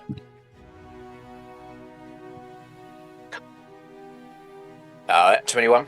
You're fine. Okay, Go for it. reckless. Yep. You just need to hit him, really. Oh, for God's sake! Good thing I said that. 14. It's one of them was a natural one, so Yeah, hits. 14 I'll do hits. Yeah. Cool. Yep. You So that is an amount 12, 14 How plus do you wanna whatever do this? fire plus whatever. Straight. I mean, this Warhammer's kind of somehow feeling heavy all of a sudden, so it's a little bit of a. But swing the head into his chest. A burst of flames come out from underneath. And it kind of just falls back off of the end of the hammer, the head of the hammer, with this big square caved in burn mark on his chest. Yeah, you murder this guy and you crush his skull in. and it caves down. It goes far. Like the hammer keeps going, crushes down into his chest, splits his rib cage open, and he goes flying backwards. And that is the end of that combat. We're out of initiative, buddy. You're up on. You just about get to your knees. Everyone else is seemingly KO'd around you. Maybe it's the effects of the poison. Not really sure. But they're not. They're breathing, but they're not moving. Okay. Well, can I? I'm going to have to use. Let me see here. You can make medicine checks, or if you want to use a healing magic, either. It's up to yourself. Yeah, I'll use. Can I use? Who have we got down? Lesser Arthur and Kiva. restoration. Will that do it? Let's see. For one of them, yeah. Deafened Who are you paralyzer. casting it on? I'll go. Who's nearest? Arthur first. Yeah. So Arthur, the effects of the poison were off. You were no longer in poison sleep. You are still unconscious. So you can wake him up, though. I will say that's free enough there. But yeah, the poison would have kept him unconscious. Cool beans. Unless it sure means a healing magic. Who's the next person? Is Kiva. Kiva. I'll go to her and try the same thing since it worked the last time. Yep. That's the restoration. Tap Kiva, on the face. yeah, and then as he shakes you awake, you wake up. You okay? Yeah, because I'm an idiot. Because I could have been healing myself as an action. I can regain a heat point. Buddy will just put his finger on your lips. Shh. I'm an idiot, buddy. What's this? Oh, what's this action you speak of? Oh my god, I'm such an idiot. Sorry. Shush, shush, It shush. happens. It happens, Kate. And Nobody needs to know. as you can Just probably go tell out from the of- out of fight, his spritz they for a while. weren't trying to kill you. So even if you had have all went down here, the story would have just changed slightly. We would have had a breakout session from wherever they took you. Eva had a twin sister called Miva. No, you would have just had to woke up without your shit and had to find it. You know. That could have been fun. Let's go for can- that. Can I use the wholeness of body just on the off chance Yeah. something else is coming? Yeah, you can. 3 times your monk level. You're 6, so 18. Solid deal. Sweet. I've So not got. quite as dead. I've got 5. We've got 5 in the party. I've got 1d6 for everyone then. Yeah. Sweet. And that is my healing spirit. Could I get an insight check from yourself, buddy, as you kind of look around as this is everyone's healing up? You can indeed. Give me 1 second now. Insight check. Yep. Oh, this could be 26. Yeah, Ooh, you nice. know this place is not safe. They know Don't where get you are, worried. and you definitely cannot sleep here tonight. Listen, we should Uh, move. I'll Oh, tell shit, you. buddy. I'll tell you now. This is because you failed the check in the fog. You camped in a very dangerous spot. Did any of these guys look to be more in charge than the others? Yeah, the last guy that was still standing looked much beefier. Like he was taking a lot more hits, and he had his robes were a bit more detailed. Can I look through his robes? You can, yeah, give me an investigation. I'm not good at this. Yeah, you've rolled pretty well on it so far. Investigation. 22. Yeah, okay, give me 1 second. I have this typed out in my notes off. Just let me pull it. Can't believe I forgot that. And then I could have also been using something else so I can heal myself. Okay. So, you find a tattered note smudged with ash and dried blood, likely his own. To the watchers in the valley, our guests approach from the west. You are to intercept them before they reach the gates, unharmed if possible. The master requires them breathing. Use the fog to your advantage. Confuse, separate, subdue. If they resist, wound only enough to break their will, their blood must flow, but their hearts must still beat when they are brought below. The eye sees through the mist. Signed Silas. Silas. What Yep. was the guy? The warlock? Yep. Same guy? Silas Ember Shroud, I think, maybe? I forgot his surname, I don't have it in front of me. Sorry, Emberwood. Emberwood. Okay, so same guy. Okay. Same guy. So, as you go through his pockets with a 22 on this guy, you find... Which one is this? This one. So, a Talisman of Binding Threads, which is a wondrous item that's uncommon. It's a braided cord made of blackened hair and wire. When wrapped around a weapon or a spellcasting focus, once per long rest, it allows a non-lethal effect. When you reduce a creature to 0 hit points, you can choose to leave them stable and magically bound, as if by hold person, for 1 minute. Each use requires a DC 13 Charisma save, or the user suffers an level of exhaustion. Okay. So that's you basically capture somebody. Are you searching any of the others? Yeah, I guess. Quickly Yeah, I am before as well. we move on. Yeah, I'll get inside checks and investigators. Or not inside investigation. But I know who best to give this to and who. You could use it. Anyone could use that, really. Oh, could I? Alright. Yeah. Would it be an idea to put their cloaks on and like hide us from the eye in the Alara has the mending cantrip, and I will say she can start mending up the cloaks for you. That's actually a good idea. Ooh, good thinking. Yeah. Arthur, on one of them you find... Okay, can you give me a D4? Cool. Yep. Yeah, I have to.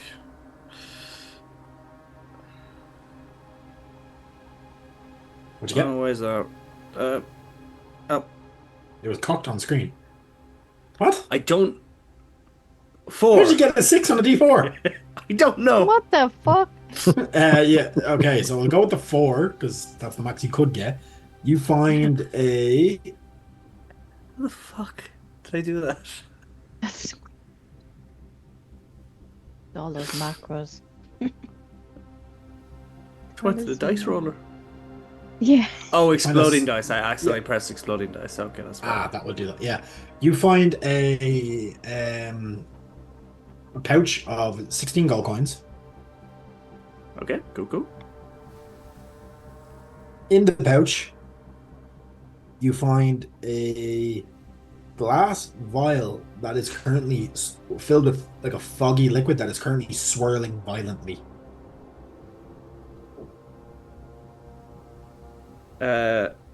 So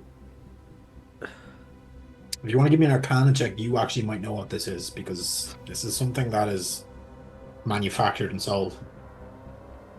oh, that's 6. I'll give you the advantage because it's manufactured by your father's company. Then I'll take the 12 there. Yeah. Yep, it's a tracker vial. So what this Okay. does is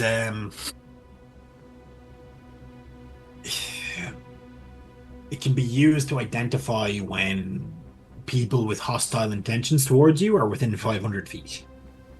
So as you take it into your hand, it begins to swirl incredibly violently. So you're definitely not. There's definitely somebody nearby. Okay. So Could be. I hold it out. It actually could be. You don't know. Does it? Oh, is it tied to a person or whoever is holding it? It's both. It's tied to you in the sense that, like, if you're holding it, it reacts to if somebody with hostile intentions towards you is nearby. Okay. But if somebody else held it, Yeah. Okay. So I'm gonna hold it out and not tell the rest of the party what it's for, and see does any of these people trying to kill me? it doesn't react any more than that. It just kind of notifies you that they're nearby. Okay. So Anyone. You know exactly what this is for. This is usually bought by rich people to kind of let them know that they need to tighten their security detail. okay, yeah, cool. So, but no, it's not swirling at the moment. It is. Oh, it is. Yeah, it's swirling a lot. Okay, we need to get the fuck out of here as soon as humanly possible. I will say, you would also know that if you handed it off to somebody else, it might react differently. I'll give you that for free. So, Actually, wait 2 seconds. Buddy, can you hold this for a second? yeah. Sure, Arthur. Well, is this The wrong person to give it to. funny looking whiskey? Don't drink it. Is it- Yeah, it's still swirling. I was just playing off Okay. the fact that Kiva said that. Yeah, no, it is still swirling. There are definitely more cultists in this valley. So That's that. not all you find. Oh, cool. Continue to search the bodies. There is a few other kind of trinkets. There's a shard of obsidian rock in another one of their pockets. Am I correct that we found obsidian before, or am I just remembering something from a book I'm reading? No, I found one earlier in a box, a bit of it, and I gave to you. Yeah, that was in the chest. Yeah. Of the there was anti-magic obsidian chest. Shard of shard. obsidian. It's great. similar. It's a bit bigger, and there's a few runes carved in it. And then you find a blood-stained copper coin.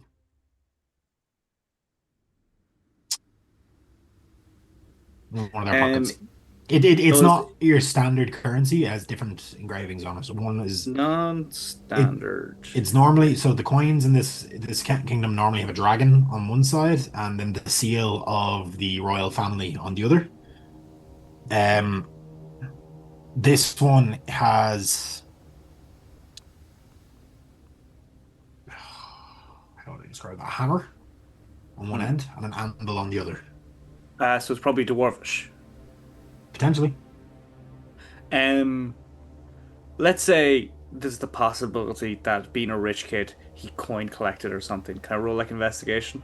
Give me a history check. Yeah, Or history. history. Yeah, that makes more sense.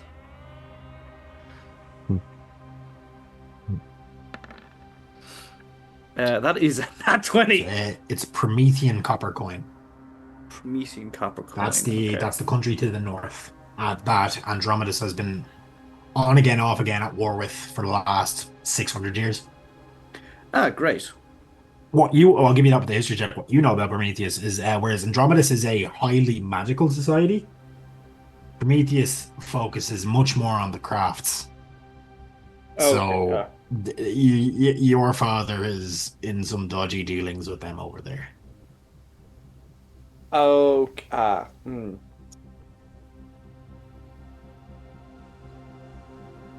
That's So not they for whatever reason, Andromedus is a much higher concentration of spellcasters than any of the other countries on the continent. Nobody's really sure why. Prometheus is kind of the opposite. Very rare that somebody has the ability to cast magic. But they're known for the skill of their craftsmen. Second to none, really. Because they've had to compensate. Yeah. So their weaponry tends to be miles more advanced. Like, you wouldn't really find firearms in Andromedus. You would in Prometheus. Like, there's the same, they're flintlocks and stuff, but they'd have them. Just let's be wary. If someone shoots us with like a stick that goes boom, don't panic. Jesus, Arthur, you're shook. You are shook. Is firearm something commonly known by people? People know what fire. Yeah, Buddy would definitely know what a firearm is. He's been. You've probably been shot at. Okay, I'm gonna flick the coin to Buddy. There are a few over in Andromedus. It's just like only the rich people, the rich of the rich have them. Yeah, because they can import them, and they're not legal. So yeah, I flicked the coin over to Buddy. Possibility of guns, firearms. Oh, Prometheans. Hey, this is a mess. They do make very nice things. Okay. And I will say they're generally considered the non-aggressor in that war. They were invaded. The kingdom constantly every few decades decides, fuck it, we're going to try to expand, and the war lasts a few years and then it dies down again because it's very gridlocked.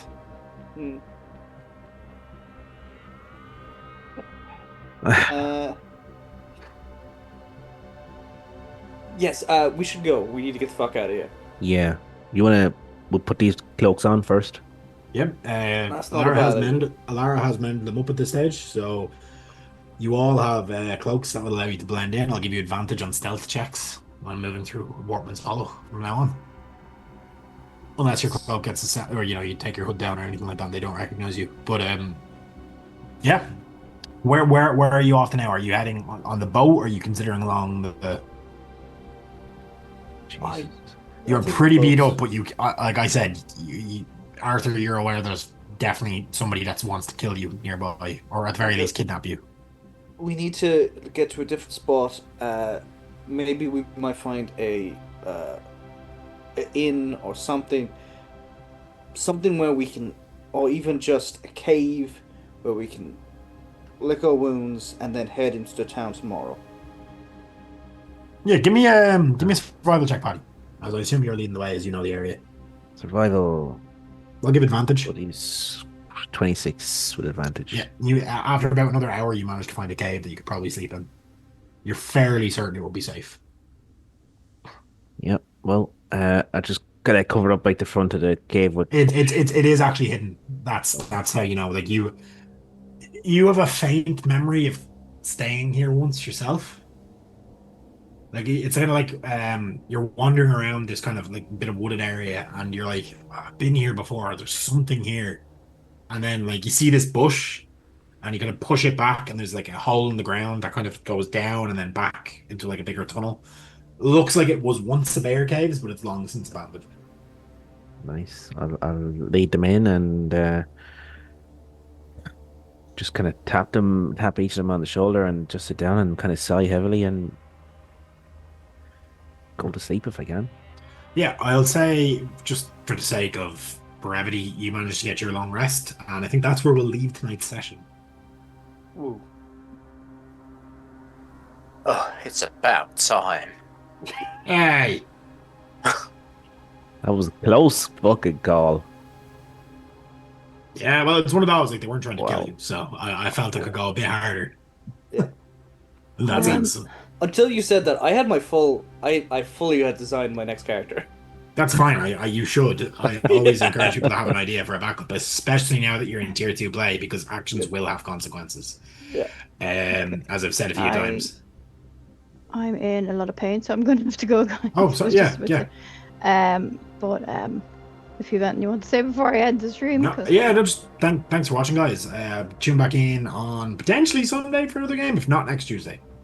Fingers crossed.